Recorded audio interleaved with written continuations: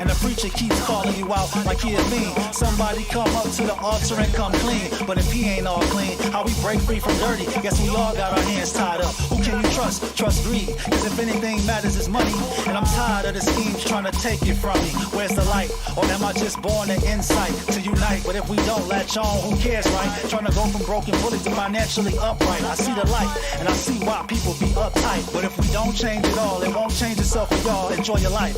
Most will say I'm right. Cause the greed got us all. We won't change shit at all. And I like that. I like it that way. I like it when it's not so.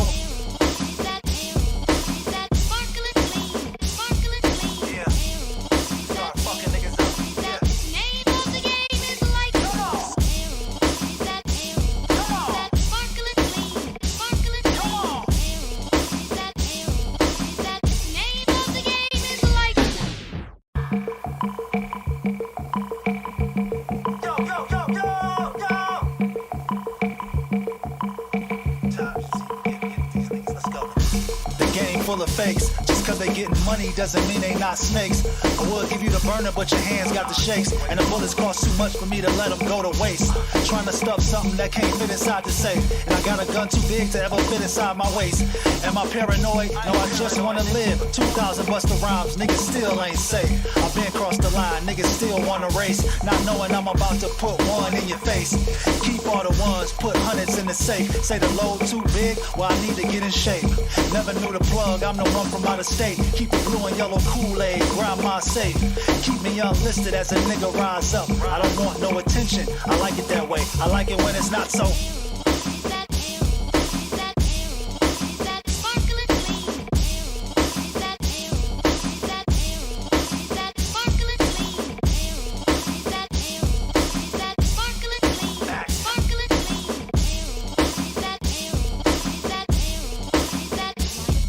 Come clean. At least I thought that's what the church need. When you join the hands engulfed in sin, trying to be clean, and the preacher keeps calling you out like he a fiend. Somebody come up to the altar and come clean. But if he ain't all clean, how we break free from dirty? Guess we all got our hands tied up. Who can you trust? Trust greed. Cause if anything matters is money, and I'm tired of the schemes trying to take it from me. Where's the light? Or am I just born to insight to unite? But if we don't latch on, who cares, right? Trying to go from broken bullets to financially upright. I see the light, and I see why people be uptight. But if we don't change it all, it won't change itself for y'all. Enjoy your life. Most will say I'm right. Cause the greed got us all. We won't change shit at all. And I like that. I like it that way. I like it when it's not so.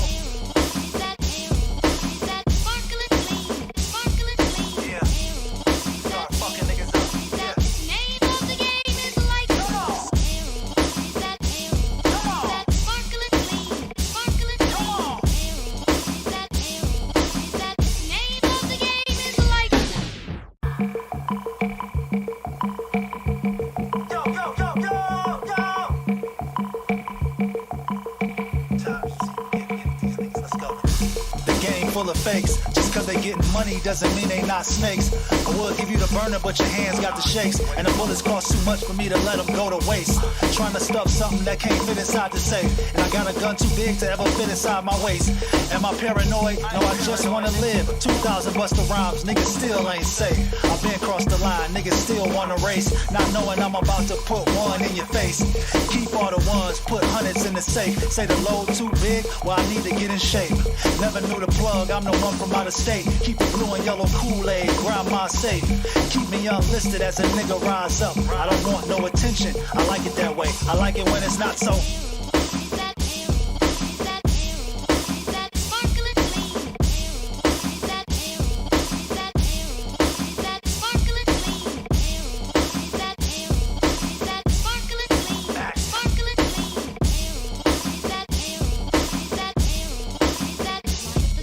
Come clean. At least I thought that's what the church need. When you join the hands engulfed in sin, trying to be clean, and the preacher keeps calling you out like he a fiend. Somebody come up to the altar and come clean. But if he ain't all clean, how we break free from dirty? Guess we all got our hands tied up. Who can you trust? Trust greed. Cause if anything matters is money, and I'm tired of the schemes trying to take it from me. Where's the light? Or am I just born to insight to unite? But if we don't latch on, who cares, right? Trying to go from broken bullets to financially upright. I see the light, and I see why people be uptight. But if we don't change it all. It won't change itself for y'all. Enjoy your life. Most to say I'm right. Cause the greed got us all. We won't change shit at all. And I like that. I like it that way. I like it when it's not so.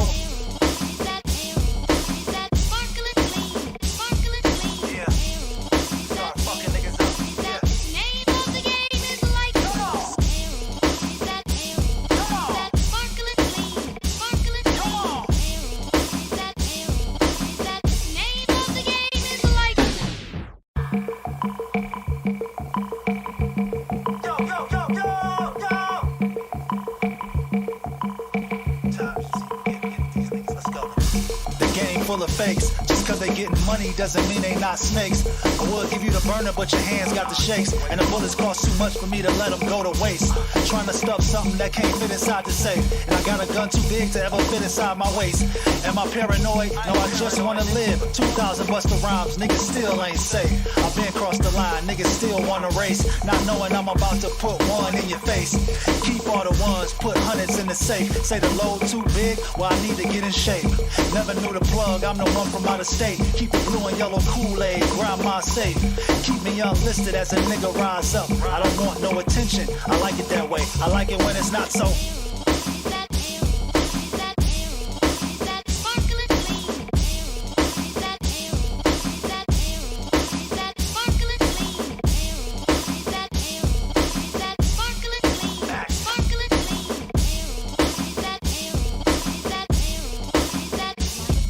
Come clean. At least I thought that's what the church need. When you join the hands and preacher keeps. How y'all doing? We stuttering a little bit. I'm moving a little bit. The computer doesn't know what to do. How y'all doing? Bro. Oh shit. And I said what I said is going off right now. That's crazy. I don't know why that's doing that in the back, in the corner. What's going on with that? Why is it doing that? What the timer? The timer, dog. What's up with the timer? Hey, you the one who running things. I don't know. I don't know why is it doing what it's doing on a lovely Thursday afternoon. I don't know. Evening. I should not say afternoon. Evening. It's almost Friday. Bro, it's almost Friday, dog. All right. So I'm gonna just move this out the way. Yeah, we stuttering. You moving perfectly fine. I am stuttering. Go ahead, keep talking. See, look, you going. Usually, it's you the one that's like messing up, but now it's to me is me. Let's just, you know what? Let's just power on through. We gonna power Let's through. power this. through. Yeah, we'll do it, man. Let's see. All right, you know what? All right, so hello everybody. My name is History Williams, and welcome to the Historical Voices from the East Side. My name is History Williams, and right here, you got me looking as best as I could possibly look right now. Even though my camera is going a little crazy, I'm gonna turn that off real fast for a quick second. But with that, I'm hoping everybody's having an amazing Thursday, and I'm hoping everything is going pretty well for everybody. Right over here to my right side of the actual screen, you will see the actual guy. His name is Jamel Watson. He is actually the Eastside reviewer for us, and he does review for the movies. Next week, it is going to be Black Adam, correct? Black Adam. Yeah. I'm going to be seeing that Saturday. You can catch my shorter review on my TikTok channel and YouTube and everything as soon as I'm getting into the movie. I'll go into more detail next Thursday on the pod and, just get my thoughts on the movie. So far, the stuff that I've been seeing, it's mixed. There are some people who enjoy the movie, some who don't like the movie, and I'm just hoping for a good time. Fair enough. Who knows? I mean, I would say that like right now, from what I'm seeing right now, it looks like it's gonna be tough, man. So hopefully it there's better, I guess you would say, conversations out there about the actual movie coming out soon. I just don't see how it's gonna happen, man. I don't know. I just didn't see Rock carrying a actual Black Panther. I mean, not Black Panther, Black Adam film, a DC film at this scale, especially trying to bring him back in some kind of way. I just didn't see how that was going to happen. What about you, man? Eh, can't judge. Can't judge until I see the product. Fair From enough. the trailers, it looks okay, but I can't fully judge until I actually see Yeah, fair enough. I it. agree with that. I definitely agree with that. It's And I always try and say this for any review that I do. It's just my opinion. That's all these reviews are people's opinion. hmm, If you feel that the movie is shit and you weren't excited before, and you probably might want to skip out on this one. If you're excited or at least curious, go ahead and check it. fair, fair, But you can catch my thoughts Saturday. fair Speaking of enough. Saturday, since I want to start promoting stuff, I'm going to be doing another watch along for a WWE premium event. It is for NXT Halloween Havoc. It is going Ooh, to be Saturday. I'm going to go on about 15 minutes before the actual show. 6 matches on the card should be a swell time. And the premium live events for WWE, the pay per views, they usually deliver. And I'm looking forward to seeing what NXT does on I'm Sunday. gonna ask you this, man. Like, how you feel they've been utilizing my man Sami Zayn lately? I love everything involving Sami Zayn, the bloodline, the honorary Uce stuff. It is it's probably my favorite storyline going on in WWE. Yeah, Maybe my favorite storyline in wrestling going on. The segments are always fun because all 6 members of the bloodline, of course, Tribal Chief Roman Reigns, Sammy, Jey Uso, Jimmy Uso, the Enforcer Solo, and of course, Wise Man Heyman. They all do their thing. It's fun. For me, I always enjoy it. It's yeah. fun, and when the turn happens and they jump Sammy out the group, that is gonna be it's gonna be heartbreaking for me because I love the dynamics of the group, and I'm curious where they're gonna go with the twists and turns. But yeah, as far as the storyline, it's my favorite in WWE. I mean, I I'm starting to really kind of enjoy it right now, man. I think that like the hardest thing is seeing how they basically like dog walking my man, like I would say Jey Uso. Jey Uso is technically right. Yeah, Jey Uso is the one. So Jay, they are like dog walking him again, and I feel like we kind of rehashing something that we was hashing it out in like 2020, 2021, which for me, I would say technically the best storyline is for Roman Reigns recently was the one with Jimmy and Jay. I mean, yeah, it was Jimmy Uso at that time, right? No, it was Jay Uso. It was Jay that was Uso. Jay Jay. That Uso. was 2020. Yeah, That 2020. they're bringing it. They're channeling that a little bit with Sami Zayn now being in charge of Jey Uso. So they're channeling some of that Yeah, in. it I feels like like. that. I like when you can call back.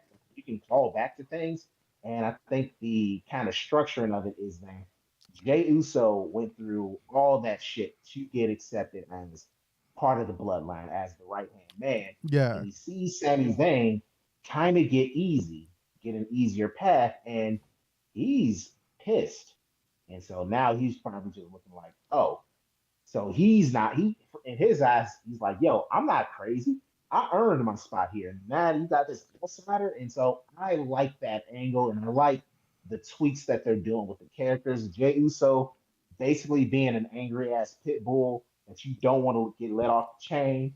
And like just the way that he paces in these segments and the way that he acts, it's fun. Jimmy Uso is hilarious in the background. Sami Zayn being able to break everyone and just get them laughing, that's always fun. So I enjoy like them bringing back some of the elements, earlier yeah, parts of the bloodline because that makes me think, oh, we're kind of in the end stretch of what the bloodline is going to be. Like we're now kind of in that final. And this is just me fantasy booking. I think the way that you end the bloodline is the way that you begin the bloodline. And so post WrestleMania, once Roman Reigns drops the titles, Jey Uso should be the one to kind of give Roman a definitive loss. Like once he loses the titles to Cody Rhodes and Roman's kind of like spiraling and he's looking for someone to blame, he turns his attention to Jey Uso and Jey finally stands up for himself. Mm-hmm. He goes after Roman and he gets a huge career defining singles win.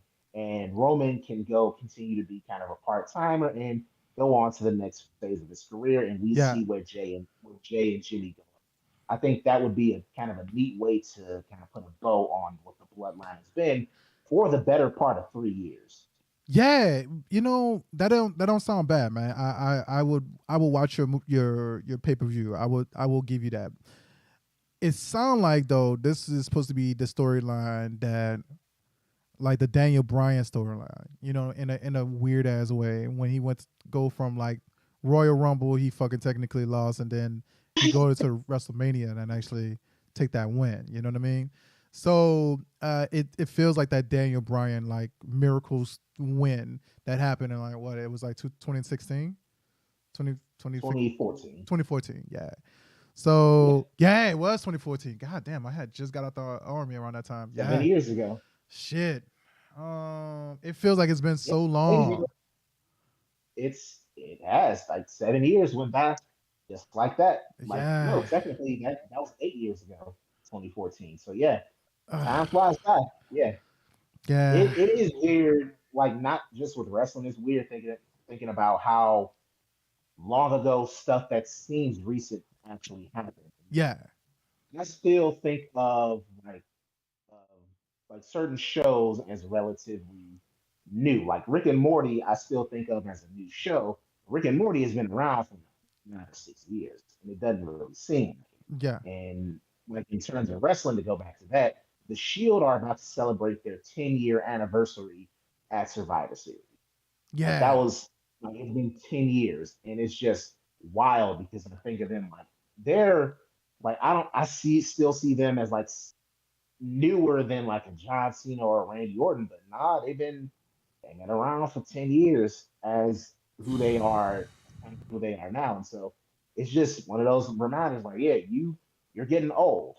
You and me, we're getting old on a lot of these subjects. Yeah. Like, I like honestly, we're here's that's another thing that's kind of crazy. We're creeping closer to the 20-year anniversary Batman Begins, which is in 2025, which is in 2 years, which is basically 2 years from now. shit. And Don't you do that.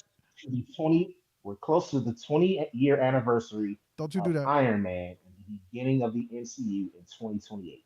Don't you do Six that. years. Don't you do Think that. about how quick those last 7 years, 6, 7 years went from 2014 to now. Yeah, don't do We are that. almost on the 20-year anniversary of the Marvel Cinematic Universe. Don't do That's that. insane. Oh, Don't and the Dark Knight's 20-year anniversary is yeah, don't do that. all of that. Like, yeah, we're old. All right. Well, fuck. Crazy. We old as fuck. We're old. We are fucking old as fuck. So with that, man. Usually we start off with I said what I said.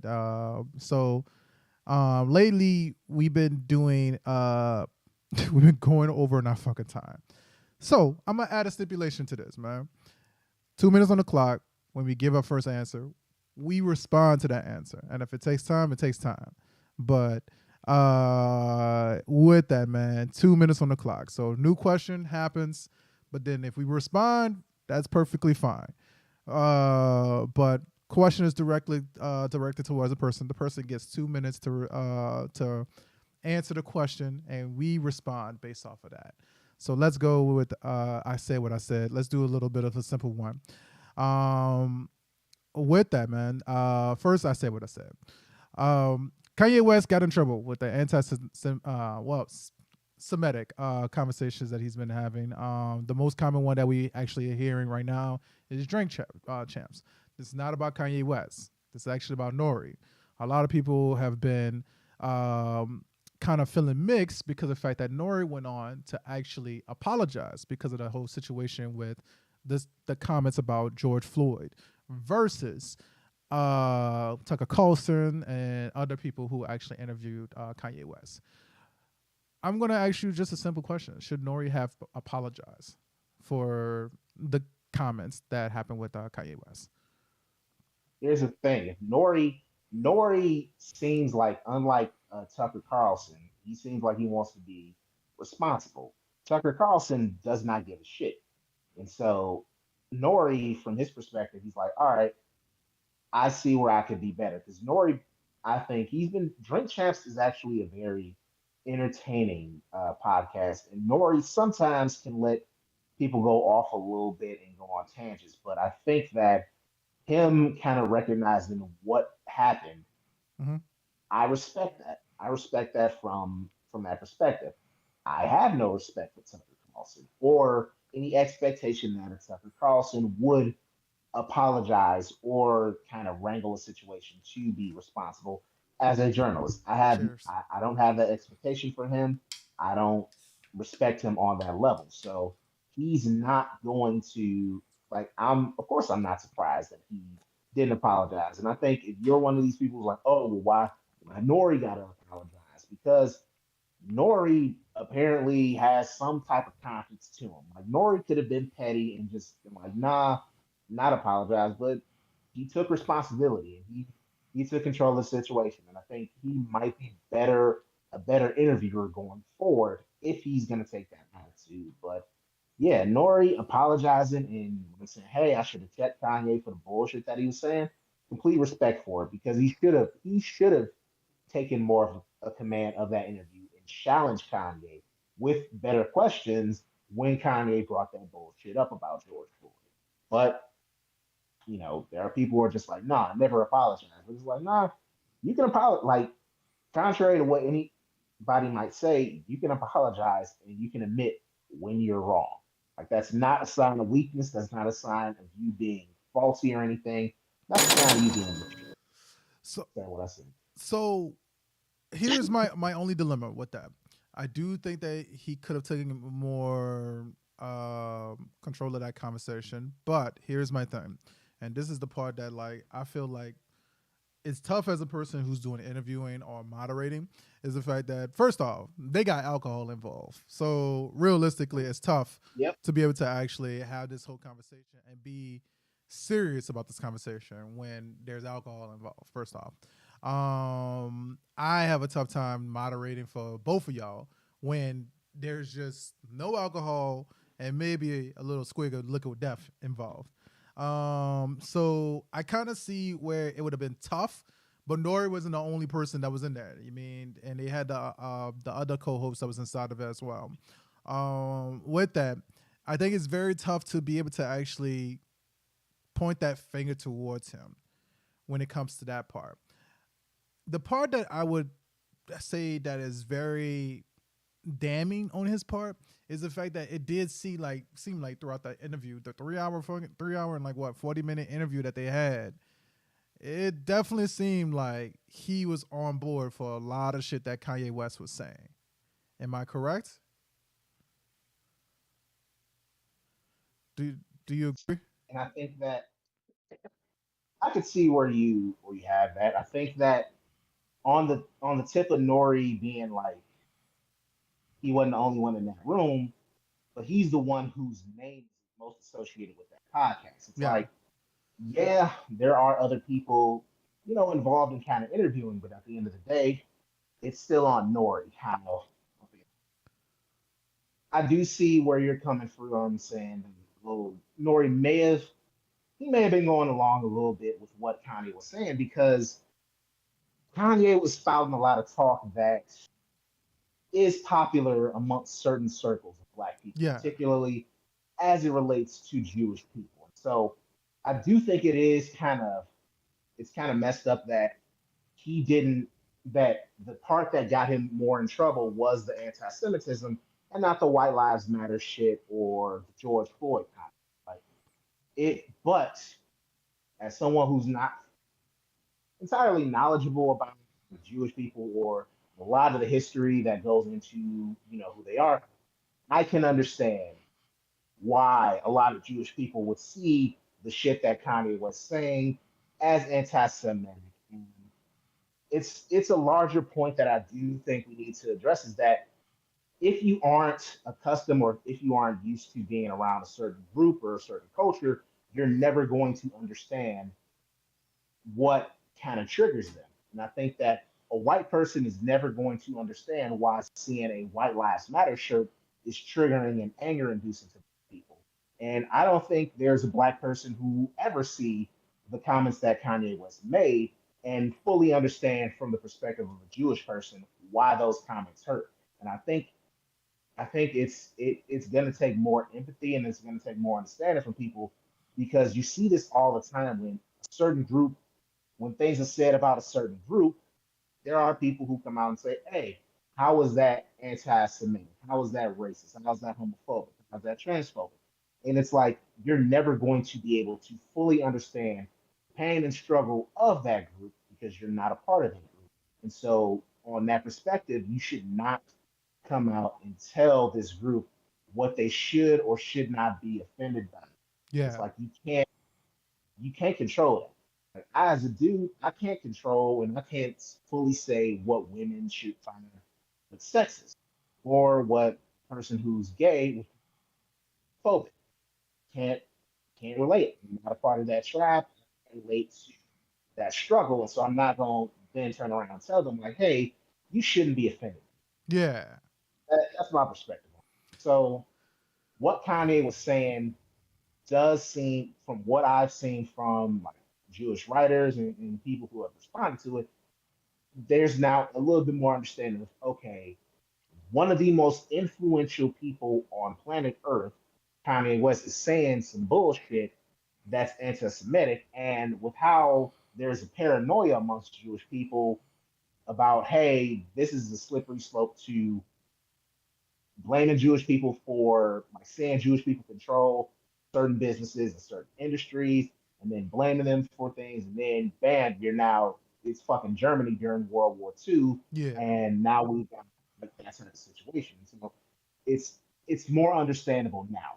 Again, I'm never going to fully understand what they're going through, but I definitely see it. And that's another reason why what Kanye was said and the platform that he had with Drink Champs, I think that's another reason why Nori kind of took responsibility for that because, all right, somebody might have gotten in Nori's ear too. And again, it might be business wise too. It might be. I apologize. And that man drinking that nice water over there. Nice water. With that, man, I think that it's very easy to kind of fall into the way of like apologizing for it, and I respect Nori for it. I just think that like the part that was weird is the fact that from like the way that I was watching it, it definitely did seem like he was co-signing on it, but then it was like, oh shit, I got caught. So now I gotta like definitely like apologize for that situation. No, you said, you know what I mean, and to quote the random audience member in a Bomani Jones show, I mean, talk your shit. You mean talk your shit, bring that same energy in a lot of ways, you know. And I, I do think that there's a time and place for change. I just don't see that change happening in the midst of a few days. Now, here is the one thing I will ask you is this part is one of the other things that was actually brought up was the fact of platforms like YouTube, Facebook, and so on. They allow people to actually do music where they talk about me drinking, doing drugs, killing people, and everything like that. But now, when it comes to something that's considered anti-Semitic, or in the case of like White Lives Matter, now we want to ban Kanye West from all of these particular things. So, what is your perspective on these platforms? Because we kind of had this conversation last week, but I'm on. I'm gonna give you a chance to elaborate on your perspective. What is your opinion about platforms that still allow that type of music, but then ban or block a person like Kanye West? He's now blocked on Instagram, he's blocked on Twitter, and so on. What is your perspective on that?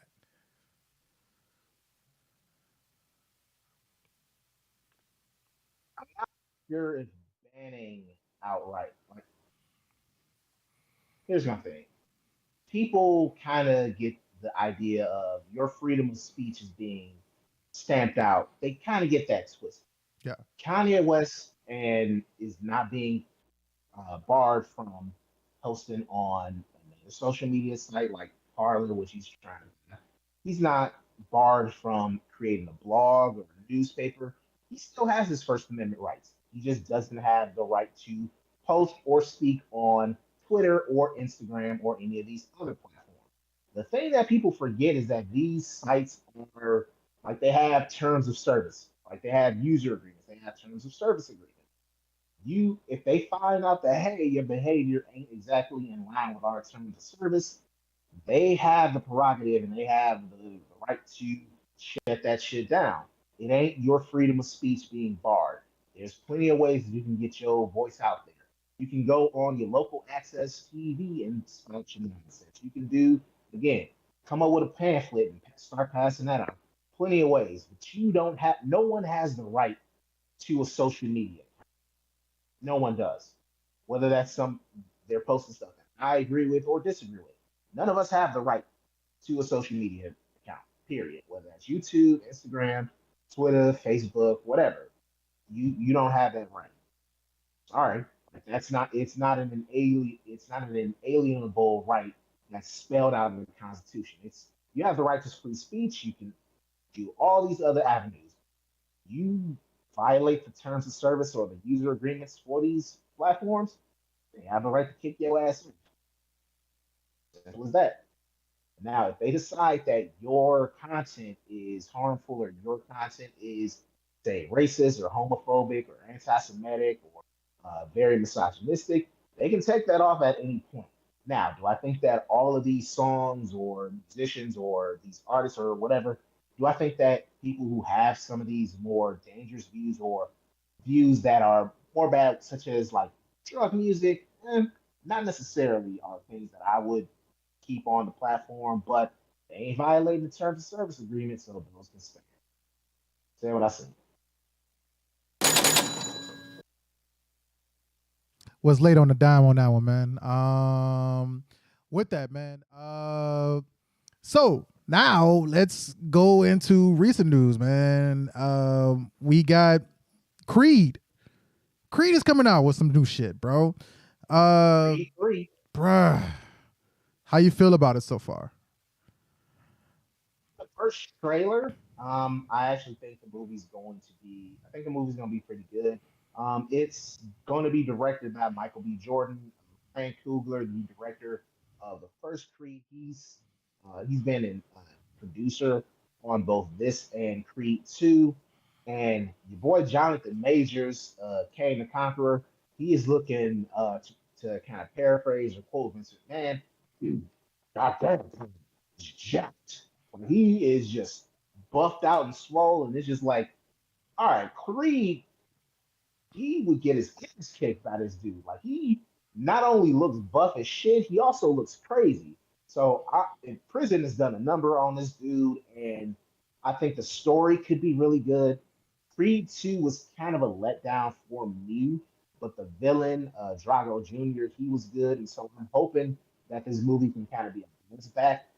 I'm also hoping, excuse me, that they don't go full Rocky and have like 4 or 5 more Creeds because I think Adonis, like, I think this should probably be the final Creed movie because it's like, dog, you're a rich, successful boxer. Why are you still doing this? Why the hell are you still doing it? We'll see how the movie is come March. So that's all I got to say about it now. Only one trailer is out, but from what I've seen, looks pretty good. I would say that I'm super excited about it. I finally got to actually watch the actual trailer for it.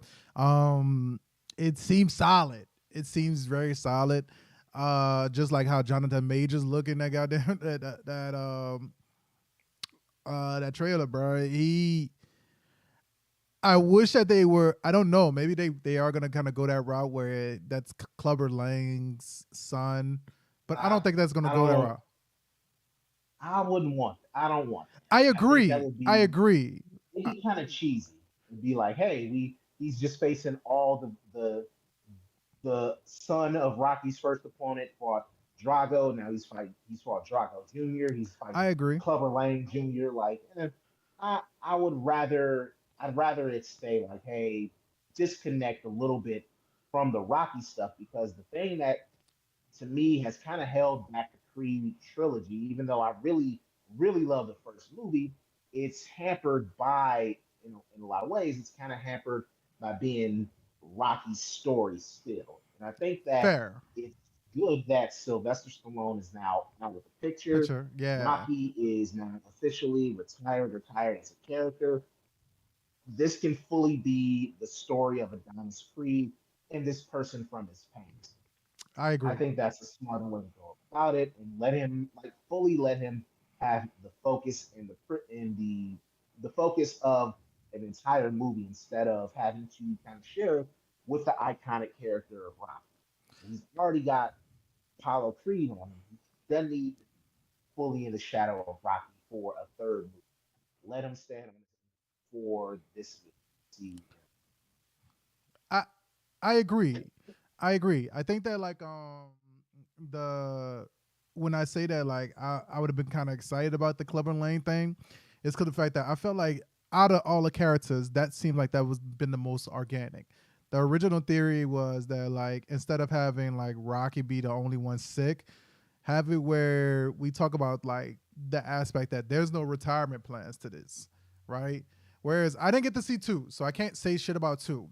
I felt like that was kind of corny to have like the idea of like Drago's son just coming to like do the fight with him. I felt like that was definitely more of a stretch versus the idea of Clubber Lang, who's like, go ahead. You look like you got something to say. Well, the thing is that even though, again, as someone who's seen two is a little bit of a letdown. The idea of it is like kind of Drago from the Drago perspective.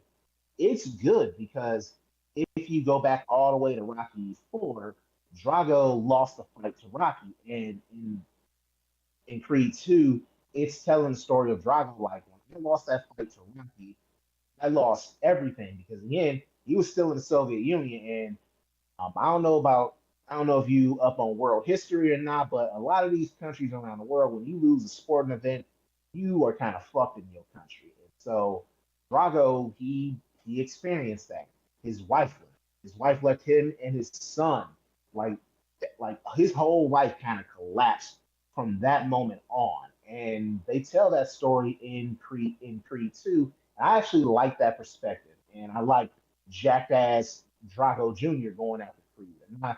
And the kind of dichotomy of the person who, the son of the man who killed my father, is now my next opponent. Like that's cool. And I do agree with you that it is something that they can explore because if you see how old boxers age, how a lot of these old boxers age, it's not pretty. And for a lot of them, a lot of these guys mess up their money and they don't get that fame. And if you do a story surrounding Clubber Lang, you can go back to the fact that he didn't hold the title for that long, so he didn't really get the benefit that like Rocky or Apollo Creed and have like a long reign and was able to establish himself and make money. He didn't get that, and so if we tell the story of Clubber Lang Jr., there would have been some interest in that, and I think that would have been a cool way to go. But I'm glad that they're again.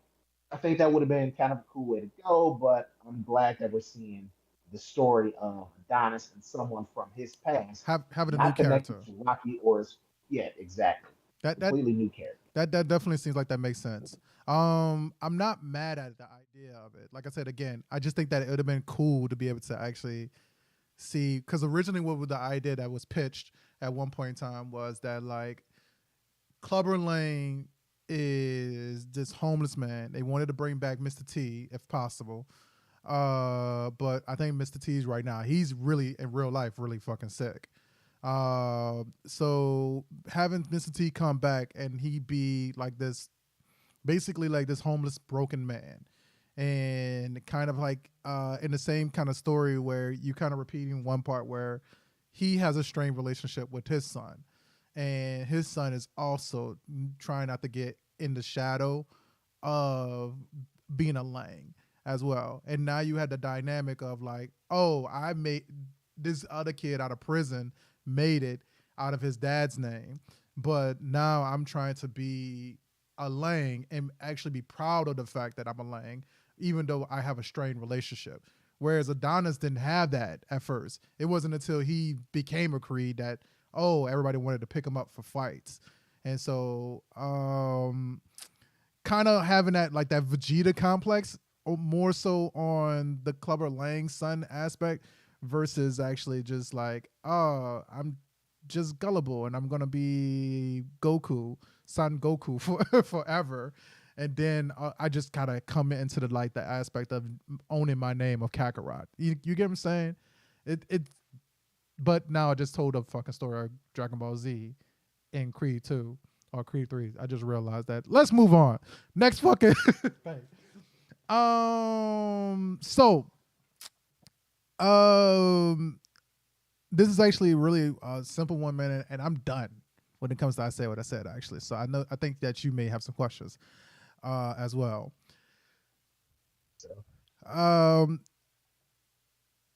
Lupita Nyong'o had an interview recently, and in her interview, she stated that Ryan Coogler and the other writers that was associated with Black Panther have tailored their script, and they basically pieced it back together to be able to make a new character be able to hold the mantle of Black Panther. Now, Lupita did try her best throughout the whole process of actually trying not to state who is the new Black Panther. I commend her. But I think that there was a little bit of reading into the language when it came to the part of saying a new character. I think that Shuri is not going to be ultimately a Black Panther, man. It might wind up being Michaela Coel character, which is Anika, become the new Black Panther. What say you, sir? 2 minutes on the clock. I need the full 2 minutes. I would still prefer if Lupita's character, Nakia, I would still prefer if she was Black Panther, the new Black Panther, because I think it would be fitting with her kind of her journey and being the protector, being the most outwardly going of the Wakandans that we saw in the first movie. Fair. If you're creating this new character, I guess that's fine. Again, they always could have just, like they did with Thunderbolt Ross. Speaking of Marvel Oh news, my God. they could have recast Chadwick Boseman's character. They could have recast Black Panther, and they could have done it in a way without disrespecting the legacy of Chadwick Boseman. Like there's ways that you could do that. You can have a beautiful kind of in memoriam segment. You can do, and I think it was before Captain Marvel, the kind of Marvel credit roll where you see the logo and everything, and they had a whole bunch of Stan Lee, images because Stan Lee had just passed away. They could have did that exact same thing with Chadwick, and then we go into the new Black Panther because you can continue that character on. Like I'm fully kind of where you were, where it's like they could have recasted the role of T'Challa, the role of Black Panther, and made a and just picked and kind of continued the story. Yeah. They've done it before with other roles, and so yeah, I mean, I guess create an entirely new character from scratch and see if the fans dig her. But yeah, I don't know. We'll see how it turns out and say what I said. Fair enough, man. I would say that, man. See, my thing has never been that we should get rid of, and I'm now that we have Doctor Strange's mom on this actual like phase 4, it is now established that we have multiple universes. And I think that we talked about this when we did bring up Black Panther.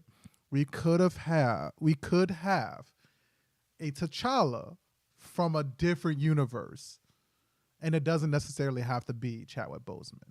It doesn't have to be a person. They don't even need to make it that complicated. They could have just recast T'Challa without even doing any of the multiverse stuff. I agree. I agree.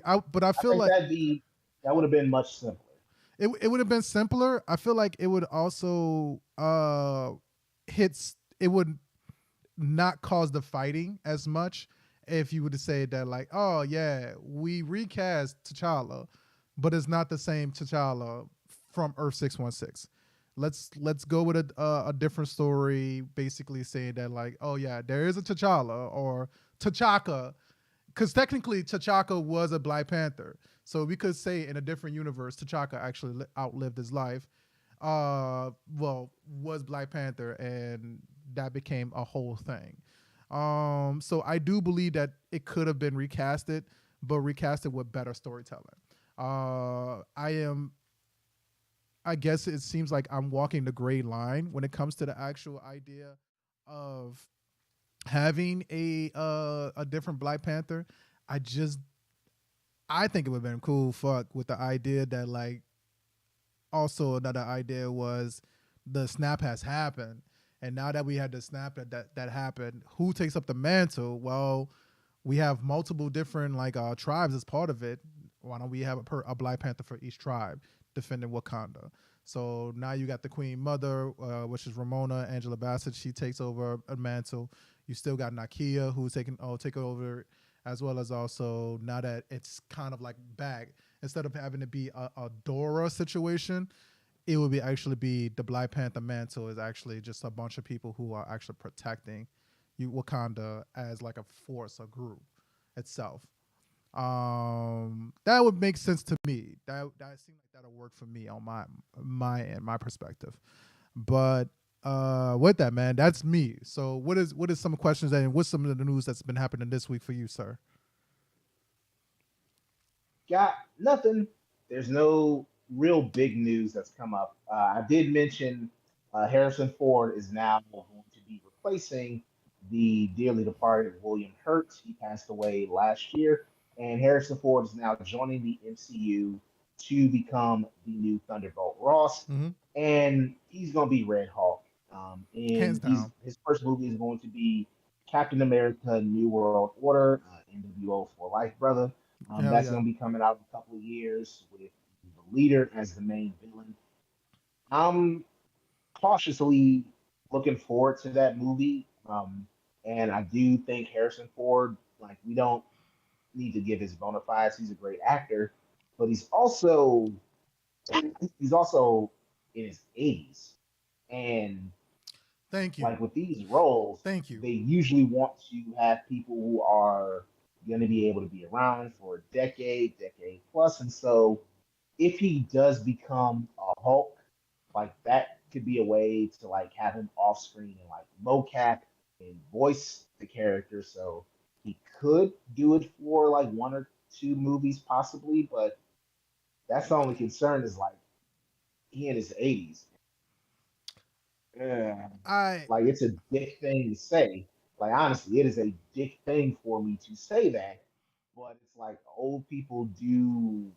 I unfortunately, how much longer realistically there's some wow. And look, movies like it's not like it's sharecropping or being a coal miner or anything, but like it can be kind of a taxing process to do some of these movies. yeah. And is Harrison Ford going to be up for that in the long term for a decade plus? Like, is he going to be, if God willing, Harrison Ford does live like a long time, is he going to be 100 in these MCU movies as Red Hulk? So that's just something that I would have him thinking about. But who knows? Who knows what's going to happen? Who knows? I have the biggest problem with it, man, and the reason why I have a problem with the idea of Harrison Ford is because of the fact that, unfortunately, fortunately, Harrison Ford already has his flowers. He already has been, like, blessed with the Han Solo role, Indiana Jones role. He's been blessed with a lot of roles, and I feel like this is a hoorah that's not necessary. You know, I do think that I agree with you. We honestly need to get a character that's younger, a person that's younger to act out these roles. You mean to tell me that there's not modern day 40, 50-year-old men who can play this Thunderbolt Ross role? And even then, here is my other suggestion. You have made new characters.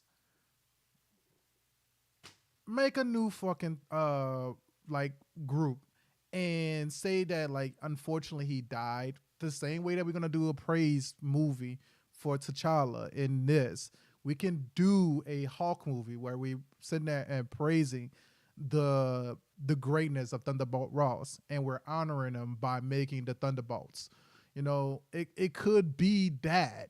And so for us to have this new Harrison Ford character, it just makes no fucking sense.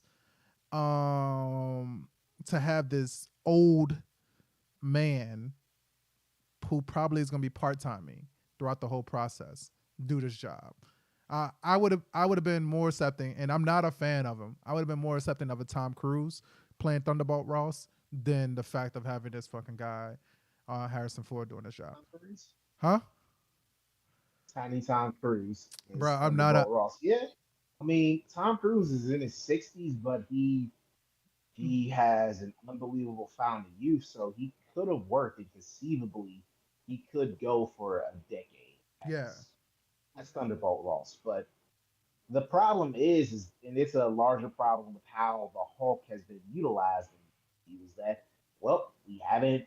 What real connection do we have with Thunderbolt Ross as a character? Like he's only appeared in two movies, and then he was in. I think he was in Black Widow for a little bit, and I think Falcon and Winter Soldier for a little bit. But there's not really a big connection to the character itself, and so it's not. He is replaceable in that sense. Nothing, no disrespect to the late actor William Hurt, but he's replaceable and could have gotten someone else. Now, would Tom Cruise be willing as an actor to admit his age? Like he did it in Top Gun Maverick, and so I think he could have pulled it off. But, but yeah, it's gonna be a mess, especially if again, knock on wood, nothing happens to him. But what if something happens to Harrison Ford? What if he gets sick? Like that's something that they now have to have in the back of their mind if he's going to be Red Hulk for, like is he going to be around for the next 10, 15 years to do these movies? I'm not sure. And plus, with him being old people get tired of shit. Like, Yeah. old people, like he might not have the patience. Like we don't know how this is going to. So it's now a tricky situation that they find themselves in. But I'm I'm not doubting him as an actor. I'm doubting, and I'm now concerned with again. We'll see when the movie comes out, and again, knock on wood, Lord willing, nothing happens to Harrison Ford. So I have a few actors that I can like take a gander at, and I'm not gonna say that like they're perfect, but I have a few that I was thinking about. So if we want to go the route, if we want to just do like a star casting, a young Colonel could be a 50-year-old Brad Pitt or a Liam Neeson or a um who else we can have? You know who I would have picked? Who? I would have had I would have had Bruce Campbell. Bruce Campbell has kind of Bruce the Campbell? build and kind of the demeanor of a Thunderbolt Ross. He could probably grow a mustache and kind of get that part of it. And he's still like he's big enough to be like, hey, he can have some of that intimidating factor even when he's not a Hulk. So I think he could have been good as Thunderbolt Ross placement. And he's not like in his 80s, so he's still got a little bit of youth on his side. Like he can definitely do this for the next 10, 15 years. Like Fuck that's that. what I'm I'm gonna raise you. I will raise you Brendan Fraser. I will raise you Brendan Fraser for that role. What will be the problem? maybe. I think that he has had multiple roles where he can actually play a serious guy. He can play a broken guy. He is heavy set enough that he can actually make sense of the actual like Thunderbolt Raw suit. He does look like an older guy. He can pass as that. I do think that like you have a good pull with Bruce Campbell. I just I think it will be hard to get past the typecasting that Bruce Campbell has had, Whereas Brendan Fraser has actually had roles where he plays both a serious guy, but also he can actually make those same jokes. And that's what kind of done about Ross in my memory has been. He's been the guy where if he fucked up, The he can't, MCU, huh? like not in the MCU. Like, in the Incredible Hulk, he was just kind of a generic military guy. Yeah. Well, not in the Civil MCU War, universe. Yeah, he in was the just movie universe, no. generic government. Yeah, but So in the Agents of Smash, like that was like a good example of like Thunderbolt Ross being able to like jokingly, if he fucked up, he just kind of like, well, kind of like George Bush in a way, like, fool me once, you can't fool me again. That's kind of what like Thunderbolt Ross was. He was like, on Agents of Smash, but now that brings up probably another reason why they did the casting of Harrison Ford. The people that we're bringing up, they have a lot more personality, and I think that they don't want that. for who the Thunderbolt Ross character has been in the MCU since 2008, the very handful of appearances that he's had, excuse me, he he doesn't have humor. Yeah. He's just serious. And so Harrison Ford, he's got personality. He can do all sorts of things, and I think maybe he could just be. He's just needed to be serious. Well, That cool.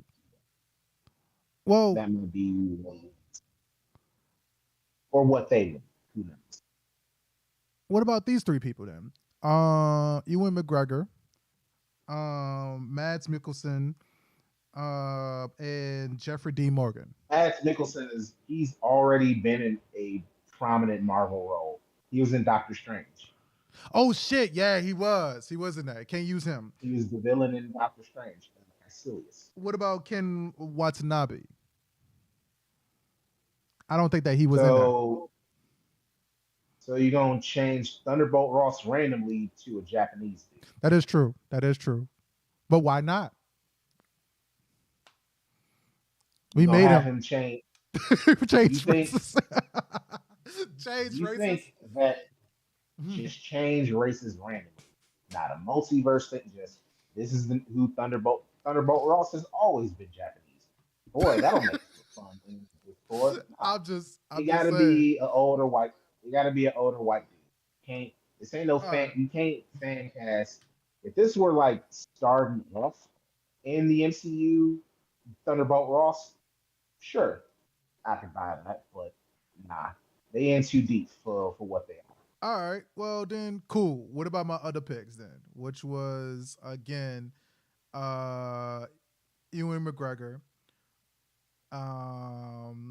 I did say originally Brad Pitt, but we digress because Brad Pitt technically is part of the MCU. Even though he died and you barely seen him. He was in Deadpool 2. He died. Yeah. They can always use him. For again. Someone like that, you can ignore. For Mads Mikkelsen, who was prominently a villain, yeah, you can't ignore. Yeah. That'd be like having Terrence Howard be the new Thunderbolt Ross. Like, bro, we all saw how good would that be a pull? How good and fucked up of a pull would that be? It would be stupid. It would be so fucking that bad. Would be a but it was like, I'm using that as hey man, I'm tired of you. I'm tired of you just coming over here just destroying buildings just I just hate this nigga. He always coming over here trying to just destroy shit. I just don't understand talking about smashing. Hey man, I don't like. I don't know, dog. Terrence Howard. I think it would be so fucking bad. But Jeffrey D. Morgan. Go ahead. What'd you say? Yeah. Okay. Yeah. Jeffrey Dean Morgan. I think if they're never going to make Flashpoint movie where he gets to be Thomas Wayne Batman, he could have been. Fair enough. Yeah. All right, man. Let's go on to our next movie, man. Because like, really, you mean the only thing that's been dominating news is Kanye West shit, man. They got a new UK Prime Minister possibly coming up soon. You mean she fucked up? He resigned. That lady resigned after 44 days. That is the shortest tenure in prime ministership history of the UK. And bro. that's about as long as the shortest tenured US president, Close, William Henry close. Harrison. Yeah, He 31 days died for you. after like he died after a month. Yeah. He died after having fucking pneumonia, like getting Hey, sick from a cold. NBA, I switched hats from my Tigers hat to my Pistons hat because NBA season started up on Tuesday, and the Pistons got a This- win over the Magic yesterday in their home opener. So Oh hell yeah! hopefully we get And the Saints still suck in football, and the Pelicans got a win over the Nets. Hell yeah! yep. If Zion Williamson is healthy, the Pelicans are going to be at worst a top 14. Hopefully so, man. Those are two teams I've been paying attention You to. notice I said at worst because if Zion is healthy and he's balling, Pelicans are going to be really good. Yeah. Brandon Ingram looks so stressed out. Brandon Ingram looks like he's ready to ask for a trade soon. But at the same token, it's such a Zion Williamson. He's the Greg Oden of basketball at this point in time. Don't wish that on him. I'm not wishing Don't that on him. But it's showing what it's showing, bro. All right, let's move on to other nightmares and Halloween stories. We Halloween Ends dog. is our movie. We were originally going to do Shaun of the Dead, but because other co-host JT the Voice is absent, we decided since this is a movie that we both seen Yeah. recently, and it's a new movie, why not talk about and chat up Halloween Ends? Both Yes. of us have seen it. We have differing views on the movie, but I do think it is important that we give a little bit of a backstory on Halloween. Fair. Halloween has one of the most complicated, unnecessary. It's a fucking mess with the timelines. There are five Halloweens. Let Yes. me repeat, five. Depends on how you There look is, at of it. course, Yes. the original. No, it's how it is. There's five timelines. There's, of course, the original timeline, which consists of Halloween 1, Halloween 2, Halloween 4, 5, and 6. One time. Then there's timeline 2, which is Halloween 2, H2O, and Resurrection. That's timeline 2. Timeline 3 is the Blumhouse universe, which is Halloween, the original, Halloween 2018, Halloween Kills, and Halloween Ends, which is what we're going to talk about in a few. Then we have the timeline of the two Rob Zombie movies and the separate universe Halloween 3 season of the witch. That is it's and there's just so many elements that are weird in these. The 4, 5, and 6, the Cult of Thorn trilogy is just it's fucking weird. Like Halloween 4 is legitimately a great movie, and 5 is it introduces some of the Thorn. Look, it's like Marvel timelines and shit. These are variants and divergent timeline. It's a lot for a slasher franchise. To be quite honest with you, it's a lot. But we're talking about Halloween Ends today. Halloween Ends was originally supposed to come out in 2021, but that girl, Rona, came around in 2020, and that threw off everything. And so Halloween Kills ended up getting pushed back to 2021, and Halloween Ends got pushed back to this year. Excuse me. Now, the Blumhouse trilogy that we've seen, which are again Halloween 2018, Kills, and Ends, I think overall of the timeline, the multiple timelines that we see that connect back to the original, I'm not sure how I feel about it, but we can get into that later after we actually talk about this movie proper. So, kicking it off, history. What were your overall thoughts on Halloween Ends, and what were some key moments that you? Um. So I I love the movie. I wait. Put the spoiler tag up. okay, gotcha. Let's do that. We got because we honestly can't properly talk about About the this movie movie without yeah without spoiling yeah it we, and spoiling the trilogy as a bro, we spoil a movie, dog. We always spoil movies. That's just kind of what we do. Yeah, spoiler tag. So we're gonna do for both of them. So spoiler tag is right there on the spot, blocking everybody. You can fucking see it. whole. Right ahead. All right, so now, what are your thoughts on the movie? I love the movie, man. I here is my one dilemma, and I think they had a review that said it best. Is that the problem is that the movie wasn't long enough.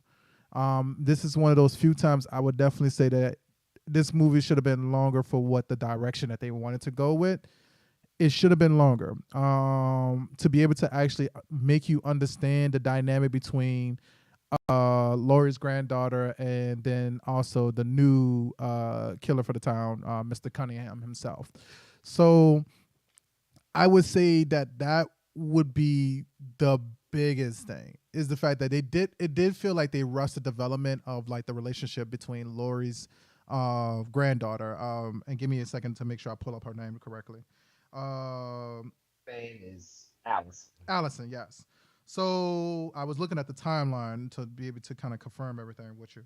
But so we got Allison, and now her love interest is the new killer, which is Corey Cunningham.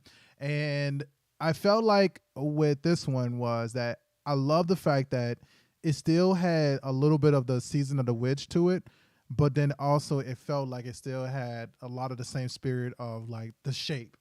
And that's what we've seen with Corey. We've seen the like the transformation of like what is the evil without having to explain a whole backstory too much on Michael Myers. Whereas we kind of just assume, and even a therapist and the psychologist in the movies kind of just assume. You look into his eyes, you only see pure evil or darkness. He just kind of what he is. And whereas this one kind of just showed how something went from nature and then also nurture can make something purely evil. And so I loved it. I also love the fact that you didn't expect the first fucking kill. The first kill, bruh. You would never think like this. The first kill would have hit that as hard as what it Yeah, did. Go ahead. You look like you got some. yeah.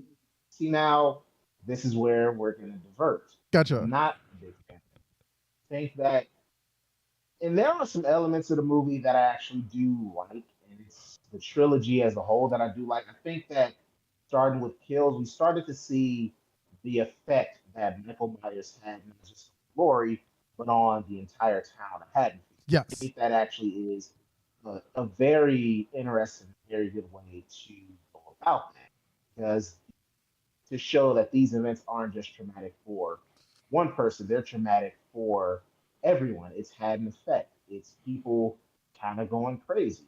Yeah. I like that. I think the performances overall in this movie are fine. I think Corey is I don't buy Corey and Allison falling for each other. Yeah. That was the I dilemma. just like that is it's kind of convoluted. I think Allison kind of wanted to do some whole shit and fuck around with a lot of dudes. Hey, perfectly understandable. Life is short. Your boyfriend, all your friends got killed. Your mama got killed. Daddy, hey, live your life. That's perfectly fine.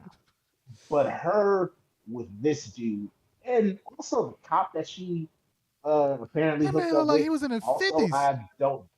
I don't buy that either. Like I don't buy like her being attracted to or dating either of those dudes. So that threw me off immediately. It's like, oh, why is she him? It's like the Arrested Development thing. It's like her. It's like him. I That agree. that's that's your man's. Okay, that's your man's. I think that there's a lot less annoying. Like the thing that annoyed me in Halloween Kills was people were making aggressively stupid decisions. Like nothing will. infuriate me more than the entire group of people in Haddonfield jumping Michael Myers, beating the shit out of him. One of them dudes had a gun and didn't use the gun. Nobody was double teaming. So there wasn't that in this movie. And I think that Lori, her performance, because she wasn't in the hospital for most of the movie, I think she was good, but it's just the story itself for me, I didn't really feel. Like I think that the it doesn't feel, and I think that maybe if I give the movie a chance, like once I rewatch the entire trilogy, maybe it'll get better for me. But it didn't feel like a good conclusion to the shape to Michael Myers as a character because Michael Myers is doesn't appear in the movie for like 40 minutes. Like he's not in the movie at all. And then he doesn't get a kill until like almost an hour into the movie. And so I came to see the final encounter between Laurie and Michael, and instead, most of it is focused on Mr. Cunningham. And I'm not sure, not sure if it fully worked. I do again, the idea of how was evil born, okay, like him accidentally killing that kid and then being made a pariah in the town, hey, it's powerful stuff. But for me, it just did the story just didn't click. I, But go ahead. what say you? Going back to what But that's say what I'm saying. I think that that's truly what is the horrifying part of Michael Myers is the fact that like Michael Myers is the shape and the boogeyman before he's Michael Myers. He's always that first. And so I love the fact that we had Corey Cunningham, who I will say this, that fucking mask, I get it. They were trying to like hint at the clown mask itself, because the scarecrow mask did look like the clown mask a little bit, but I see what they did. I felt like that was still trash. That was a trash experience. But I will say this is the fact that what I love about the fact is that we needed a movie where Michael Myers can still be the shape without having to be the shape, and also be able to explain why this 60, 70-year-old man is still able to crawl across town without any kind of like any struggle, I guess you would say. But I would say that this is what was cool about him, is the fact that it showed that there was power in taking a life. And so when you see Michael Myers, it must have showed that he was not on his diet. So that's why Corey was like fighting him in the tunnel initially. And then now you have like Michael look like a decrepit man. And then when he brings him in, bring in the police officer who we didn't believe fucking that Allison would have dated, he gets killed. And all of a sudden it's almost like you see Michael get kind of like swole up a little bit. And he goes and get his next kills after that. So it shows that there was power in it. I like that. I felt that it also showed the problematic idea of what copycats were, and I felt like that it still showed that he was still a problem without having to actually physically be in the room. So that's why I say I still think that it still made him the shape. It still made him the boogeyman. The boogeyman just wasn't always the physical person there. So, I think that the problem is the fact that we got the Legion, the Ministry of Darkness, but we didn't get Undertaker until the very end. That's what it felt like. That makes sense what I'm saying? I feel that. But it's also, and maybe this is a smart, like maybe what they were doing is kind of getting ready to move on from Michael Myers because again, y'all see the spoiler tag on the screen. The final They fucking, showdown yeah. between Laurie and Michael, it's not epic. Like the showdown Wait. that they had Wait, in Halloween. I want to ask you this real fast before you talk about that. How did the showdown begin? then lead up to the actual point where the actual final showdown between Lori and him. Can you do that for me?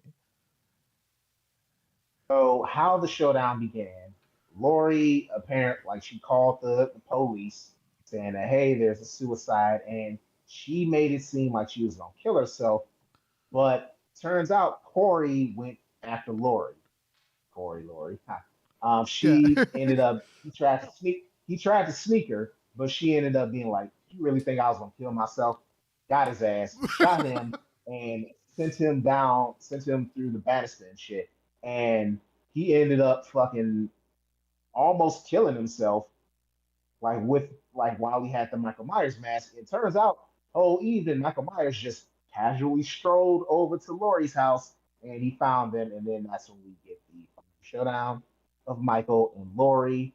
We tried like we kind of saw a little bit of Allison maybe doubting like, Grandma, did you really killed Corey and all of that? And it's just it didn't feel like the showdown that they had in Halloween 2018 for me, that's like the true final Laurie versus Michael showdown.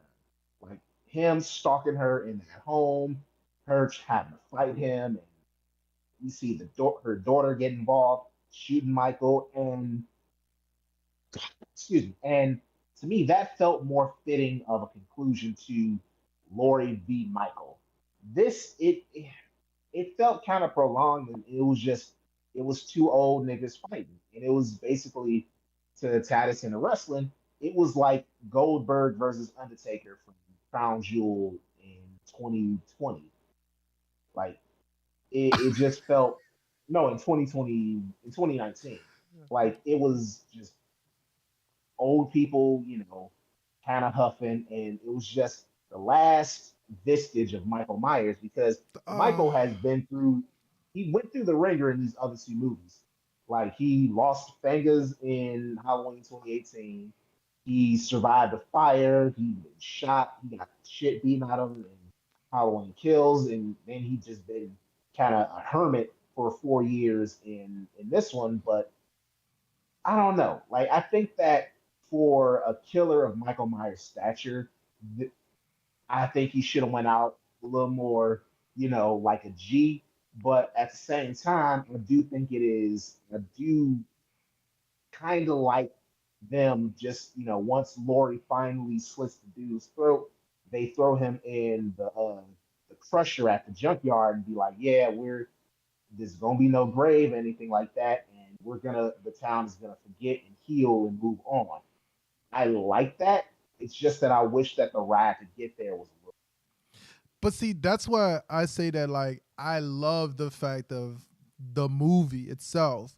It's because the fact that what I loved is what she said at the very end is the fact that we are going to show that he's gone, and they tied him on top of the actual car, drove him through the town. The town followed as they brought him to the junkyard, and they grinded up his goddamn body.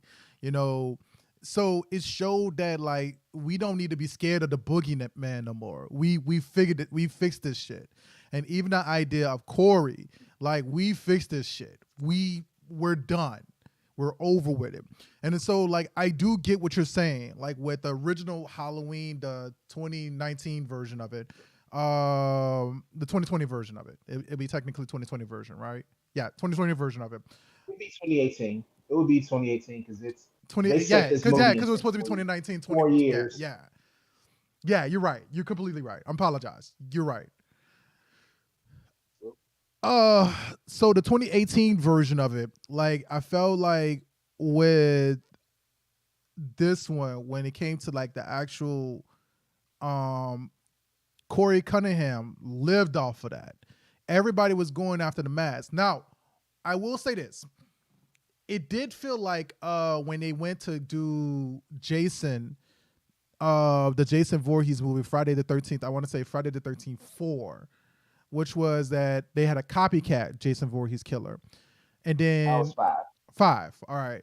No, I thought Jason 5 was The New Blood. New No, Blood. Yeah. Jason 5 is the New Blood. The New Blood. That's where not Jason Jason Go to is Hell killing. was 6 then. Jason Go to Hell Nah, is Jason Goes to Hell was 9. It's 9. shit, man. I need to get my There's Friday the no 13th movies right. Yeah, Cause goes cause 3D. It goes Friday 4, where Jason was killed as a human. Part 5 is where the copycat comes in. Part 6, that's when Jason returns. Part 7, Jason versus that telepath girl who's basically Carrie. yeah. Part 8 is Jason takes Manhattan. Part 9 goes to hell. Then we got Jason X, where he goes to space. Freddy versus Jason, and then Come on, say because the one I was thinking about was the copycat killer, but then also they had that Jason movie where everybody was eating fucking Jason's heart. To yeah. it So was a you're so part 5 and part 9. yeah. So it felt like that. The homeless man that Corey winds up being his second victim wanted the mask, and then Corey wanted the mask, and so I love the fact that go. I'm gonna be honest. I don't like Corey squaring up to Michael Myers in the tunnel. Like that's just in beating him down a little bit to take the mask. He's just like, yeah, you're just a decrepit. Like that didn't sit right with me. Like that. That's you don't do I let you him. don't do an I think that they icon like did that. that intentionally. I think that he let him have it. I think that he knew that Corey knew where he was at, where Laurie was at. I think that that's the reason why he let him have it, and then that's why we had the final showdown. But that's what I loved about the shape. There was no telling what this dude was about and what he was gonna do. So I think that in a subliminal way, we had the shape actually being like, all right, cool, I'll let you have what I have, but you're gonna give me what I want as well. And I think that that's also why we had Corey in a situation where I feel like the whole movie was that we did have Michael Myers and Corey was the bait the whole time, but we thought that like he just had this alpha mentality, but really he was a beta bitch the whole time. So I think that like that's what we got. And I think it's just hard to comprehend because we seen the beta the whole time. We seen Goro the whole time instead of Shang Tsung. That's what it comes off as a bad movie. And it feels like it's a more of a origin story for somebody else, but it really wasn't. I feel like we watched the bait be just as dangerous almost as the original Predator, and the Predator actually shows why they're the apex predator. It's because of the fact that in the end, Michael Myers got his matchup. He got his matchup with the person that he wanted with, and even though like it didn't go the right way that we expected it to go, it's two old people fighting. So I expected the matchup to match how two old fucking people will be fighting. So I I loved it, man. I loved it. I will agree with one like thing. It wasn't long enough. And that's why it feels like we didn't have the fillers in it. I would say that definitely it's a winner for me. I feel like I can understand why people will be closer to Edger and Slumber because of the fact that there was so many dead spaces for some of the characters. So the development aspect of it, it definitely is tough because of the fact that we can't believe that Allison will be with the police officer. We can't believe that Laurie just fell for the dude because of how innocent he was.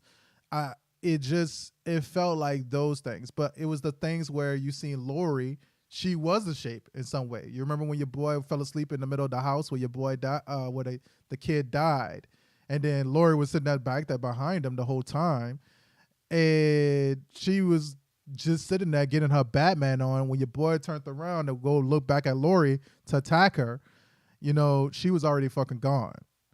I I love that shit. It showed that the shape had been an influence on every single body. So I think that we seen the end of the shape. I don't think that we seen the end of Michael Myers and Halloween Kills. We seen the end of the shape in this one. That makes sense. I, I guess so. For me, for me, it's a slumper. The story just, for me, the story is just a little convoluted and doesn't work as well. Uh huh. A lot of the kills are interesting, and I will say this one thing that I think that I don't necessarily think they were funny, but I do think like the concept is funny is that the bullies in the movie were the marching band. And like when you think of like high school stuff from Dog, the that was so past, it's like hilarious. they're like the dorks that get picked on. No, in this one, they're bullying a grown man. And so I found that it was hilarious in concept. Also, that white girl who's with her, that girl should have picked better friends. She and the black girl too. Like the black girl, why did you run back? Like her instincts is all like she should have just kept running. As soon as she got was able to, just ran and lived her life. Nope, she had to come back, and that allowed old discount great value shape to clock her ass with that monkey wrench. But yeah, for me, like a lot of the story doesn't work. Doesn't work. Fair, It's I'll give it a slapper. Um, like a fair. six, six, 6.5. So Ten, so we balance out at making it an edger between me and you because I say pretty it's a much. winner and you say slumper, so that in the middle would be a edger. I get why. I get why you would say that. I feel like I look at it as more of a art film. I felt like there was more of an art to it, and they wanted to say goodbye to the dude, and that's what that felt like. It felt like a way to say goodbye, but also show how much of his influence was.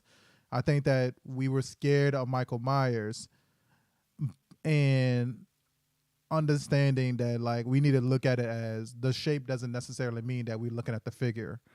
Um, One thing actually I want to point out too. Did you notice the old man that was the inside of the actual bar that was saying, "Did you see what I like? Do you see something that you like?" That In the bar scene? Did you remember that scene? I remember, but I don't remember the old man. So that was one of the original Michael Myers for the Oh, actual. Nick Castle. Yeah, Yeah. okay. So that was pretty I cool. uh, I remember seeing. That was I'm gonna pretty be fucking honest dope. with you, and I think this is probably the like it's not even a hot take. Anybody who's watched in like because again, go back to what I said about all the Halloween stuff. Halloween for sure is one of those movies where it's just like it really should have just been one movie. Like that Hmm. first Halloween movie, tight. It was consistent. It had drama. It had all the elements. And had they not made it a franchise, or had they not made all these other movies and then picked up with Halloween 2018, like imagine if there was no other movies in the Halloween franchise except the first one, and then we did Halloween 2018. I think that would have had a far greater. I think it would have been a far greater impact. But with all the timeline messiness and all of the just weird issues that have gone on with the series, I personally feel that this is one of those franchises that they should have stopped after one movie. Like, not everything needs to be a franchise and have like 4 or 5 sequels. Sometimes it's just honestly like imagine again, Halloween 1 ends, and the last image that we see is this big ghoulish figure just disappears. And it's just like, oh, evil is never gonna like go away. And then we don't get any sequels. I think that would have been so much doper. And I think that like similar to for me, I think the Matrix movies, where it's like there should only really have been one Matrix movie. Like it didn't need to be a trilogy, didn't need Matrix, the one that came out last year. We didn't really need Reloaded that. and Think revolution, something like that. Yeah. and the other and the other one starts with like I can't like I knew those two, but I can't remember the one that most recent. But not everything needs to be a big franchise. And I think that Halloween would have been more effective if it was just one movie. But that's just my opinion. Um. So I disagree with and Resurrection is the last one. The last Matrix movie. I disagree a little bit. I will say this. I think that they should have had a Halloween 1 and 2. I was kind of surprised that they took out Halloween 2. I get why they took it out because then you would have to explain how this man survived the hospital fire and became what So the whole John Carpenter never wanted Laurie and Michael Myers to be be brother and sibling. sister. Yeah. He put that. that in the movie in Halloween too, because like, oh, I got to think of something, and he's regretted it for decades, and then like it's now firmly established now, which I think works better for him to just be a random ass crazy motherfucker going after people, like I don't no know. connection to Roy or anything like that. I like it I better. don't know. I like the He fact of I like the idea of this. I know it's gonna sound fucked up. I like the fact that he killed his niece and nephew. His niece, and then his nephew-in-law. I love the fact that he terrorized his family. I think that it's a concept that we do not necessarily explore. Is the fact that like some of the people that can actually be your biggest enemies or your biggest nightmares, your family members. It's always this character in the dark or distance, and I love the fact of that. You got Texas Chainsaw Massacre, which is kind of based off of Jason Voorhees and Michael Myers, and the whole family works together with them. not Yeah, the first Texas Chainsaw Massacre came out before both Halloween and the Friday movies. Okay, yeah. But it's off the idea of like yeah, it did backwards. Um, it's based off of the idea that like family was being involved with the whole process, which is understandable for how they were trying to go about it. Jason Voorhees, his mom became like the murderous person because her son got killed, and now he's the ultimate mama's boy in 2 and 3 and so on.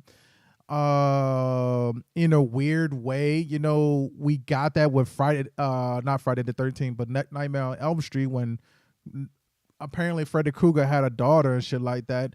But that was like way down the line, you know what I mean? That was before we had Dreamwalkers and shit It's, like that.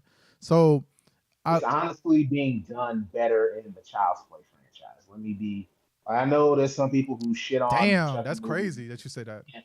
I honestly believe the most consistent of these franchises, because the original creator Don Mancini is still involved, and what the original producer David Kirshner also still involved in the series, and so many like people who worked on all of these movies are brought back constantly, and so you do have kind of a familiar sense behind the scenes and on screen as well. And I think that with the series that we're seeing, I think it on USA and Sci-Fi, I think the concept of like family that's being explored much better in the Chucky franchise than we've seen Okay. in some of the other big slasher movies.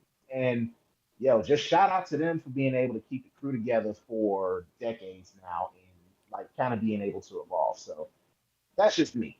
I recommend like the Chucky series is one that So, I'm not saying that you're wrong about that, but like I said, I feel like it was to me.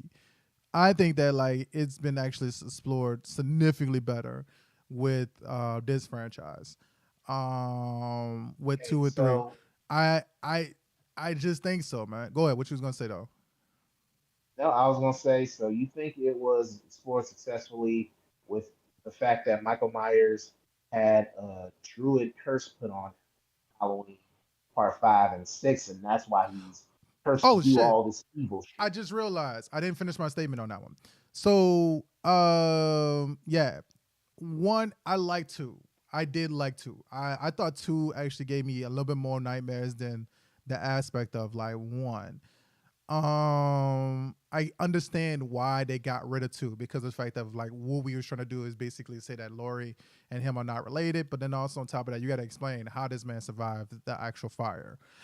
I think that they should have did Halloween one and made it an anthology series, and then all of a sudden, Right? which That's is actually what they wanted to do. They wanted to do after different. Halloween 2 it was supposed to be an that's why we got season of the witch, but it didn't make enough money because no Michael Myers, and we are. Just I feel like it would have just been better, bro. I think that it would have been a smarter series. I get where money talks, you know what I mean? But Season of Witch was not bad. That's the thing. Season of Witch was actually a really good movie.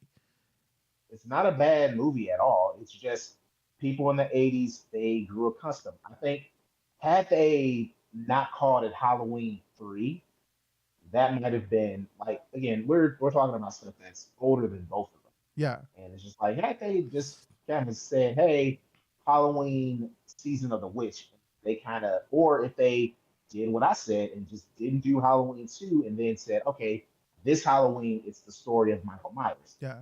Then season of the witch came and it's like, okay, this is the story for this particular. Yeah.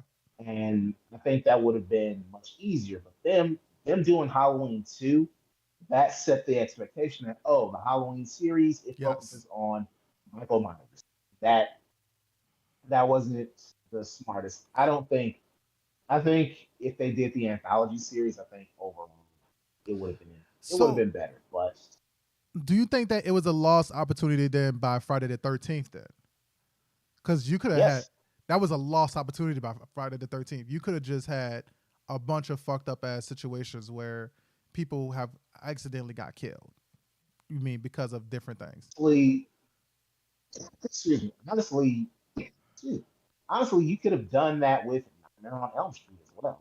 Was just all of these stories take place on Elm Street. They just happen to take place on Elm The most Street. cursed city, One movie, the most cursed street on and Freddy yeah. in cinema. Like a lot of these series could have been anthologies. It's just like we're exploring different avenues and aspects of Halloween, scary things, but money talks. And again, once you set that expectation of Halloween 2, like had Halloween 2 not been made, you could have done the anthology thing. And people would have probably given it a chance. And like Season of the Witch as it stands is a good movie. And honestly, quality wise, it's better than a lot of the Michael Myers sequels, to be quite honest with I agree. I you, as agree. far as the story. Um. We've been here for a while and we've given our ratings for movies. So Well. overall, what would you give the Halloween franchise? Oh no, the fucking Halloween franchise itself is a slumper. I would say that hands down. Um. And I really need to work on finishing that one. So I really think that like they should have just did it where we would have had Halloween as an anthology series, and then Season of the Witch. I did definitely think that, and then we would have had a bunch of other movies that was probably under the guise of Halloween, but then all of a sudden we have in 2018 Michael Myers or the Shape Halloween, and then we actually have part 1 and 2, and then end this shit. You know what I mean? And I don't think that I will agree with you. I feel like it was a slow burn. I think that we should have had just a part 1 and 2, and then fucking ended this. You could have did a lot of like what was at Halloween 2 in maybe in a condensed 30 minutes or whatever. Cause my God, man, we spent about an hour and a half inside of a hospital. It's just for no reason, just for Lori and her love interest in the end, spoiler, in Halloween Kills, to be talking to each other about like the old days, and oh my God, we were sad that this shit happened, right? So the series itself was a slumper. H2O is so fucking underrated. That was one of my other favorite ones as well. I really wanted to actually take another look at that one. I'm not gonna ask you and JT to watch that one. I think that that's one of those ones I just like watch myself. But I would say another underrated one was surprisingly Rob Zombie's Halloween. How did you feel about that one? Seen that one in a long time. I remember it being his first Halloween was basically a remake or his version of the first original Halloween. Yeah, So he kind of followed a lot of those same steps. It's Halloween, his Halloween 2, that's all him. And I think that's a more interesting movie to look at with how kind of bonkers it is. But yeah, yeah, for me, I think as far as like the series, I'm with you. It's a slumper because there's a lot bringing down the quality. Quality varies widely. Movies, for me, it's always that original one that's at the top of the list. I honestly think Halloween 4, even though Michael Myers' mask was really weird in that movie, I think 4 is a really effective movie. Then the original two, 2018, I put pretty high. H2O will be up there as well, and then like rounding out my personal top five ooh, would be Season of the Witch. That'd be so. My five would be Halloween one original, four, Obviously, yeah, I agree. two, 2018, and then Season of the Witch. Those would be my five. Like those are the five best movies. Because everything else, again, it varies wildly. So you said Halloween 1 and then Halloween 2, Four 4. I'm sorry, Halloween 1 and then 4, and then what's the and other one? two, 2. and the Damn. original two, then 2018. Okay. I see. In my case, I would say No, wait, H2O. I'm not counting Season of the Witch. I think that's its own thing. it should be Like his for me, own that's thing. more That's the sad thing. It should be his I'm own going with thing. H2O rounded out my top. And you know the sad thing is, uh, Season of the Witch did the best job at explaining the importance of the mask. Do you agree? It also felt the most like a Halloween movie because I don't know, like actually the Halloween season and tying it into like the Druid stuff, but it it's definitely it's an underrated gem of a movie, and I think that people have now gotten around to kind of give it a movie. So we aren't the only ones who we certainly aren't the only ones who have an affinity for the movie. It's a good movie. Yeah. It's just it should have been the beginning of a great anthology series and not an unnecessary, not a weird pseudo sequel Yes. to the first two Halloween. Yes, I would agree with that. I think that my all right, cool. Let's go like this route then. In the original sequel universe, so Halloween 2, Halloween 4, 5, and then 6. What would be the best one out of those? Let's go with like original timelines. Laurie of Strode, sister. of the original. Okay, so timeline numero uno. It would be one. It would be in the order that they came. One, two, and then four. Actually, six is better than five. 6 Six is is better definitely than five. 6 is significantly better than So 5. it would be one, two, four, six, then five. Not again, not counting season of the witch. That's one timeline. If we're counting the H2O timeline, I would go one H2O, two, and then resurrection. Damn. And then if we're counting this timeline, the Blumhouse, it would be Halloween one 1 2018. in this order. And to be quite And it's honest, and it's to be quite honest with you, kills and ends they're kind of neck and neck. I would say kills is for me. I enjoy how savage Michael Myers is in kills, but I kind of like the story a little bit more in ends, even though I don't overall like the movie. So it's just see they're about at the same. see that's what I'm about to say. For me, Halloween Kills felt like it was more of a slumper. I think that like what would the only thing that saved Halloween Kills is the fact that it did do his job. He did kill. He went from like, oh, how they made a joke in Halloween ends Halloween of 2018. You talking about a guy who killed maybe two to four people. In the grand scheme of things, he's not that bad of a killer, right? And then that man racked up like 20 something people by the end of Halloween Kills. Like he Mostly because Haddonfield got stupid, and I will never understand how all. There was actually two cops. There was that one guy in the tiger suit with the gun, and yeah. then like the old sheriff, he Mhm. had a piece on him. They, it's stupid. It's Like it that's frustrating. It's awesome that Michael Myers just had a fucking kill streak on them people, but it's also incredibly stupid that they did nothing to stop. It's cool. I'm gonna tell you this. If anything that felt like it was the stupidest thing, one of the stupidest things, is the fact that the whole town kept blaming Lori in Halloween Ends. That felt super fucking stupid. That felt like they just, yeah, it that was really bad.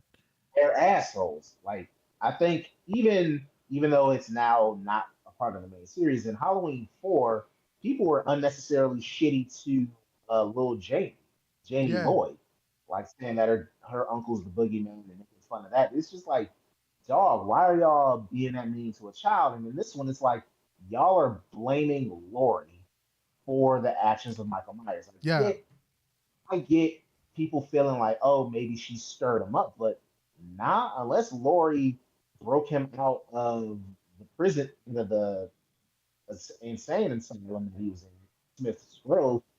Unless that happened, she's not responsible. Michael Myers is doing this on his own, yeah, and she's the one person trying to stop him. yeah. And so That's what I felt like. I that's felt like she only the what's the worst thing that she did? She kept telling people this man gonna kill somebody, and she made sure that he was being transported. Come to find out, the one night that they didn't tell her that he was gonna get transported, this motherfucker breaks the fucking bus open and like breaks out. You know what I mean? And that was not even like him. It was the psychiatrist the whole time who fucking helped this man escape. So it felt like they were unnecessarily blaming fucking people. You know, that should have been where that police officer should have came out like, no, she was not involved. The crazy psychiatrist is the one that made this dude go fucking do his whole thing that he did.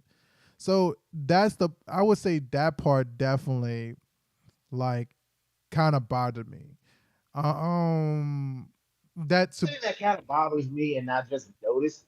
Do you know, like the sheriff, the black dude with the cowboy hat? He does nothing in all three of these movies. oh no, he was completely useless. He was completely useless. He served no role. Like he had no purpose in any of these movies. He was just He's he's gonna be he as didn't help bring down Michael. He didn't shoot. He did nothing except he was in that hospital scene in Halloween Kills. That's about it. yeah, he was just as useful as I think that Harrison Ford is going to be useful in being Thunderbolt Ross. I think that that's about as useful I he was. I yeah. He didn't do nothing, bro. But that's my point is the fact that like he was almost as useful as um what's your boy name? The one that had the baseball bat in Oh, new Tommy Doyle, Anthony yeah, Michael Hall, and yeah, Anthony Michael. Jesus. Like, if we're talking about that movie, he got on my nerves because he did nothing. He hyped himself up. He hyped up that Yeah, old Huckleberry, yeah. and he got fucking killed like a jabron. He deservedly got killed. He got beta I bitch see so why bad. Paul. You know what? I see why Paul Rudd didn't come. Paul Rudd was Tommy Doyle in Halloween 6, and they were trying to get him back, but it was a scheduling conflict. It was just like I wouldn't have wanted Paul Rudd to go. Paul Rudd, he shouldn't win. He wouldn't. It wouldn't have been a good look for him to go. I'm I glad agree. he I agree. can't Um have Ant Man getting his shot. I agree. I think that it would have definitely gave a lot of people what they wanted to fucking see though. Ant Man get fucking like manhandled finally. We tired of him trying to grow up on us. You know what I mean? I was Overall, I think. Sorry, you're right. oh no. Go ahead. Finish what you was gonna say, man. No, I was just gonna say overall on this trilogy, I'm not sure how I feel about it. Like, I'm not sure how I feel about it. I think there's a lot of like for gore, the movie's delivered, but Yeah. then for like story elements, I think part one, 2018, it's the one that has the strongest story, and I'm not real like there's elements of kills that work for me and elements of ends that works for me, but the movies as a whole don't.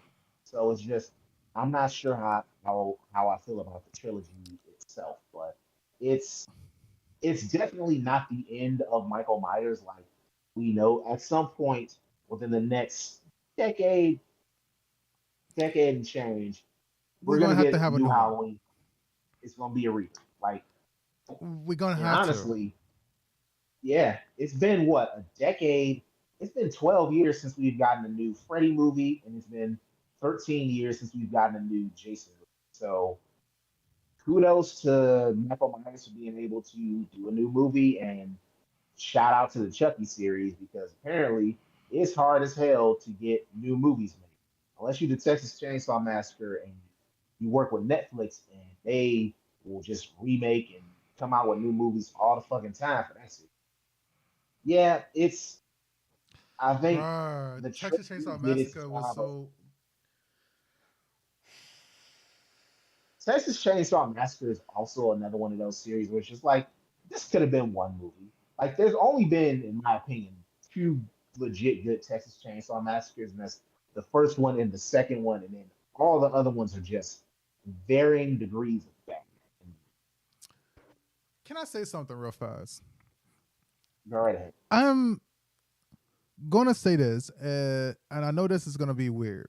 Uh, when I was a kid, Texas Chainsaw Massacre was the one that fucking got me as a kid. Like that movie and Witchmaster was like some of the scariest fucking movies for me. But I was a kid under like 12 at the time when I watched this movie. I survived Friday the 13th. I survived Nightmare on Elm Street. But some reason that movie got me. Those movies hit. And even when I watched like the reboots that they did in the 2000s, like I couldn't really watch those movies. I don't know why. I just it hit me in a lot of ways. But I also, when I remember watching through the movies, I thought the same thing was this is a relatively fucking bad movie. This is horrible ass movies. How do they keep going with this shit? So was I scared or was I just annoyed at how bad the fucking movies was? Um, so I will say that those have been bad movies. This recent one with Netflix has been so I will never go back to watch it, dog. I thought that, the best part of the movie is actually the best part that was in the trailer when you seen him in the sunflower field and he goes off and kills your girl. And your girl didn't realize that like his face was popping up in the sunflower field.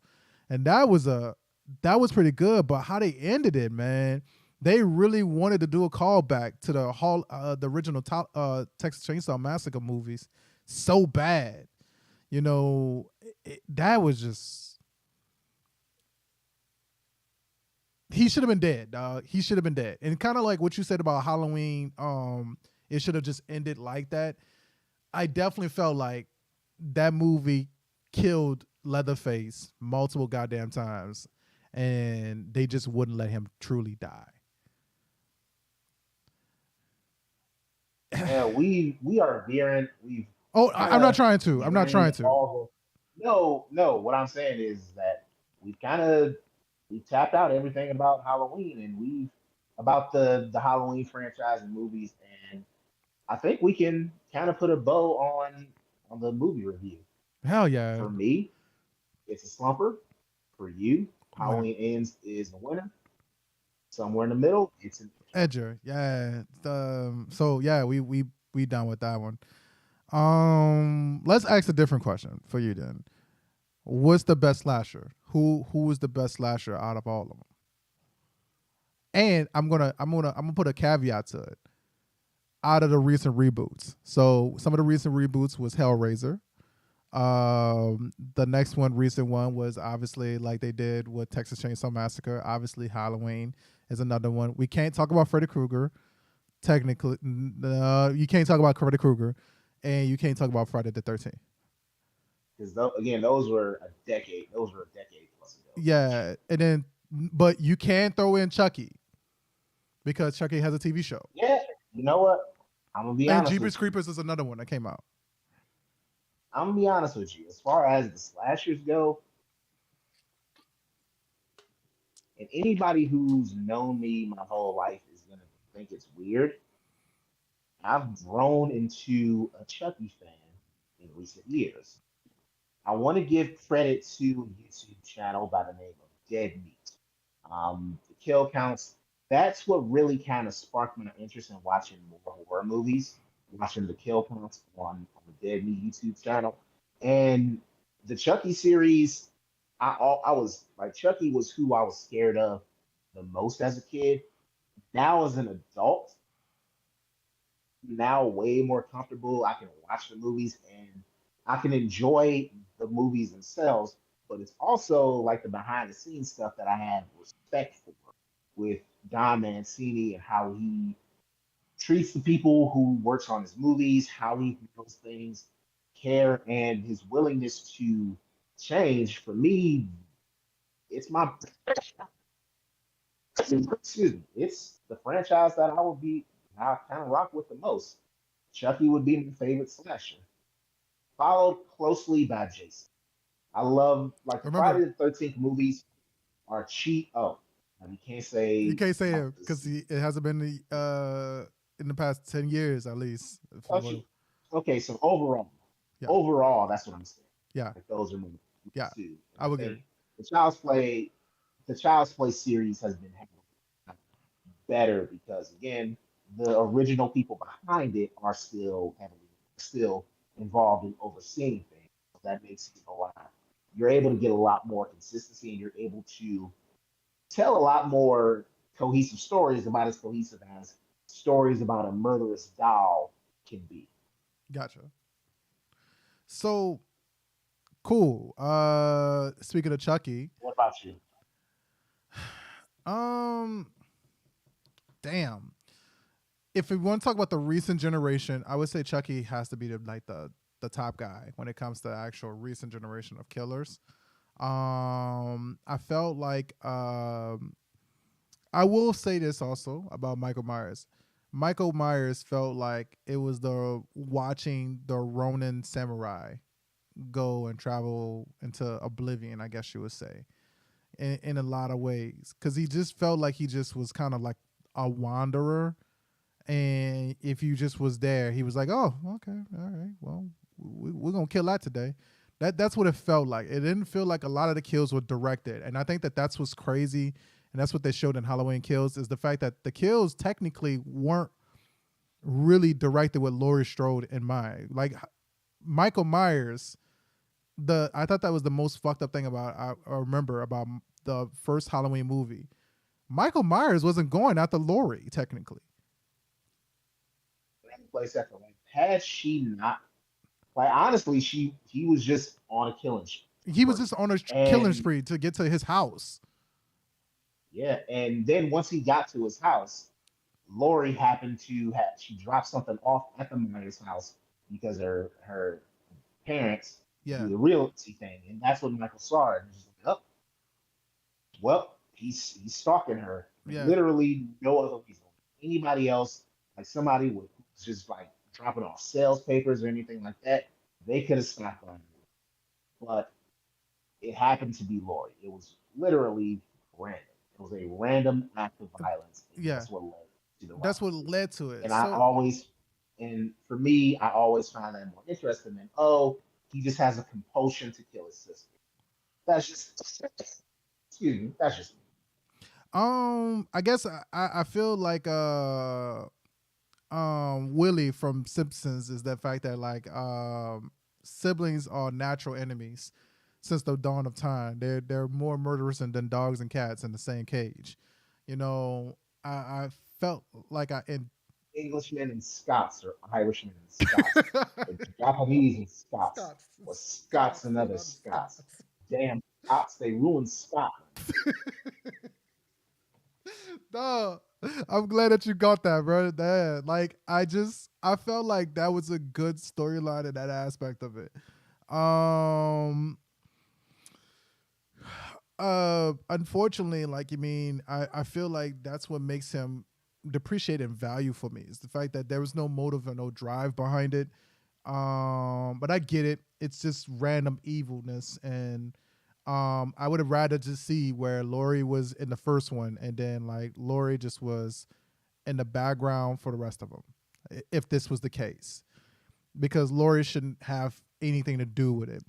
I like the fact that Laurie was, when they did use Laurie in Halloween Ends, is that like she showed that she could be the shape herself, and that was the thing. But as far as killers themselves, I would say that like Chucky has been doing it, and it's the fact of like the times that he didn't kill, but he was still fucking venomous, dog.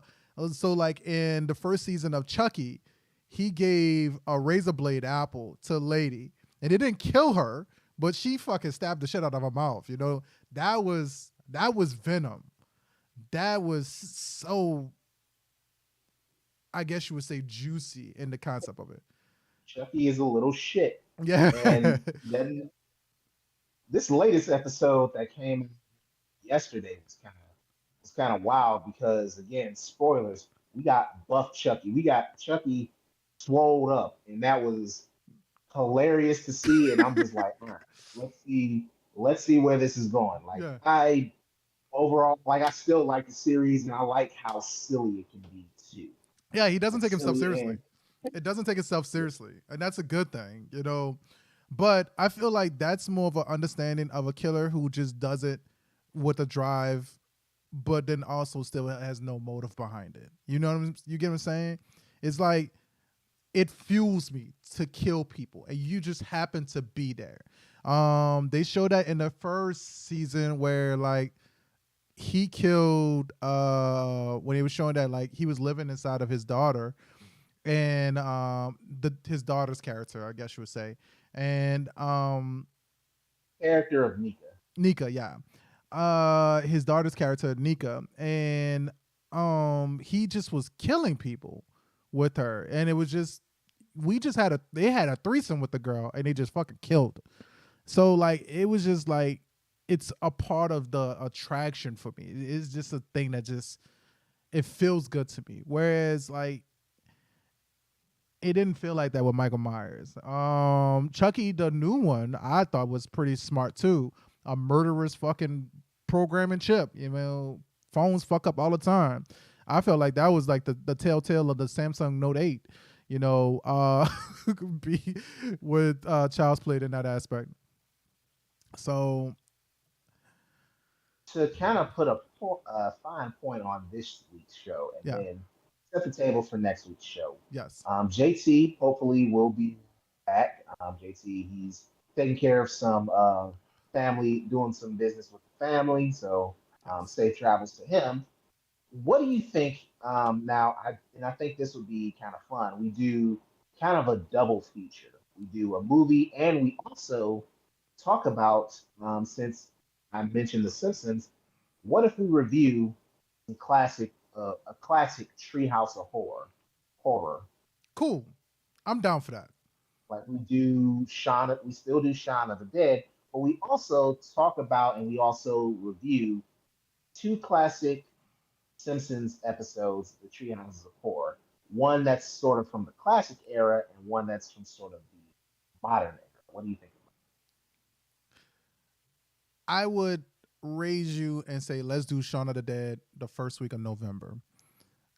I kind of like the fact that we did this kick with the soup does this horror movie, and I would like us to talk about a character who is directly based off of it. Now that we're kind of going on it, Friday the 13th. Let's raise a Friday the 13th one. We mentioned about it? that. You know what? Since there's three of us, let's put it to let's discuss this off wax with Yeah. JT. We'll let him know what our I think we should cap off with a one more final Halloween movie. Cause we go ahead. What you gonna say?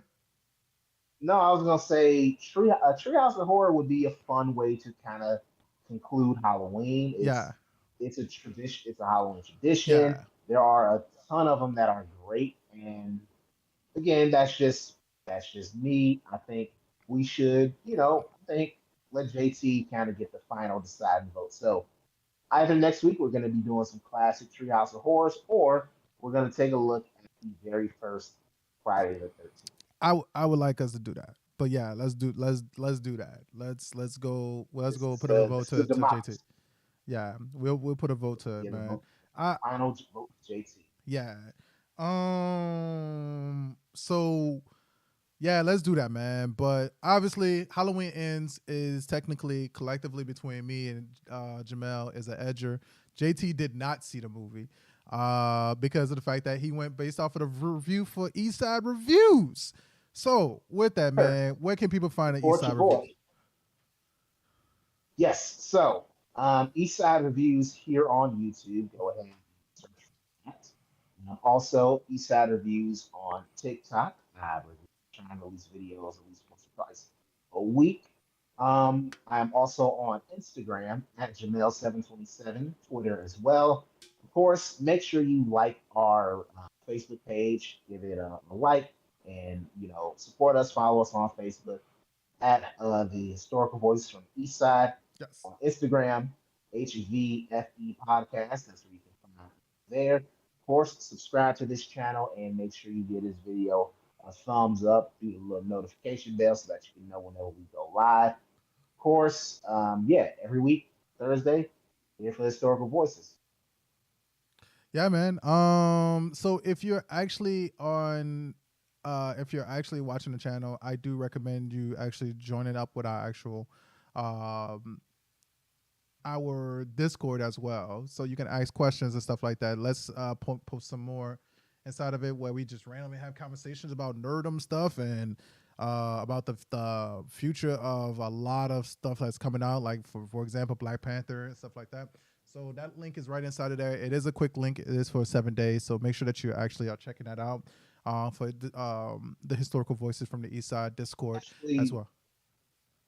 I don't mean to interrupt, but once you plug your stuff, I actually have voice of reason for this week. So, Gotcha, man. We're gonna do a voice of reason. So I would definitely check out that Discord as well. This week, man, and I'm gonna type it up. I, you would be proud of me, Jamel. I really wanted to push Evil Dead on us. Yo, what the fuck is up with this? The free virtual, yeah, dog. Look at this, man. Yo, I love it. Free virtual girl chat. Let's get rid of all of that. Let's get rid of all of that. I feel you, but yeah, let's not do that. But I had to stop us from Evil Dead. I really wanted to watch Evil Dead, but let's not do that. But I will be playing Evil. Ash versus Evil Dead. What'd you say? I said we could have did Ash versus Evil Dead. Did some episodes for that too. Oh man, that's Since it's on Netflix. yeah, it is on Netflix. Ash, You know what? Let's offer. You know what? Let's offer that option to JT as well. because Evil Dead is actually Same free option. on Tubi as well. So Evil Dead is on there as well. But with that, man, Evil Dead I will be playing tomorrow on Twitch. So you can actually check that out on Twitch, which is under History W on Twitch as well. HISSTORYW. Again, HISSTORYW. I'll put up the link in a quick second as well. But yes, man. Friday and Saturday I will be playing it. Friday night I should be playing it from 10 o'clock to 12 o'clock, and then on Saturday night should be 8 o'clock to 10 o'clock Eastern on Saturday night as well. JT sometimes join in and play with us as well, so hopefully we get some more people to join in and play with us on online as well.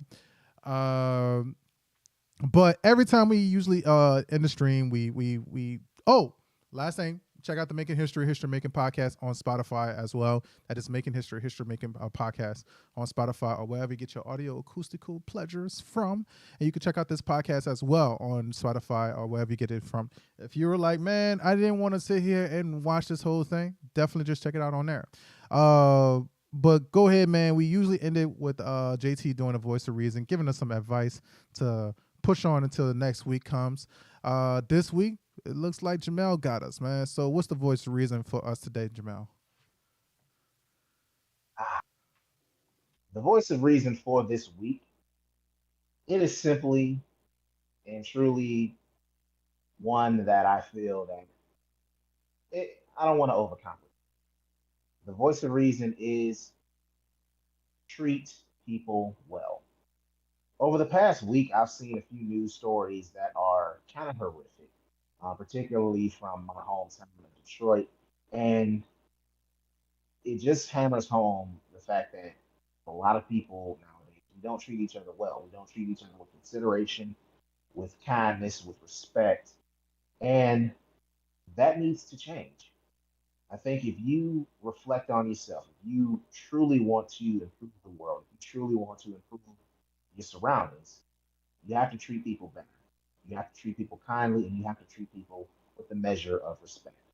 So if you see someone on the street, if you see a homeless person on the street, don't act like that person is a piece of trash or a piece of lint that you would throw away. Treat them with kindness. If you see someone that needs help, if you see a friend, if you see a family member that really does need a shoulder to lean on, offer it to them. Treat people well, your environment, and hopefully the world will improve.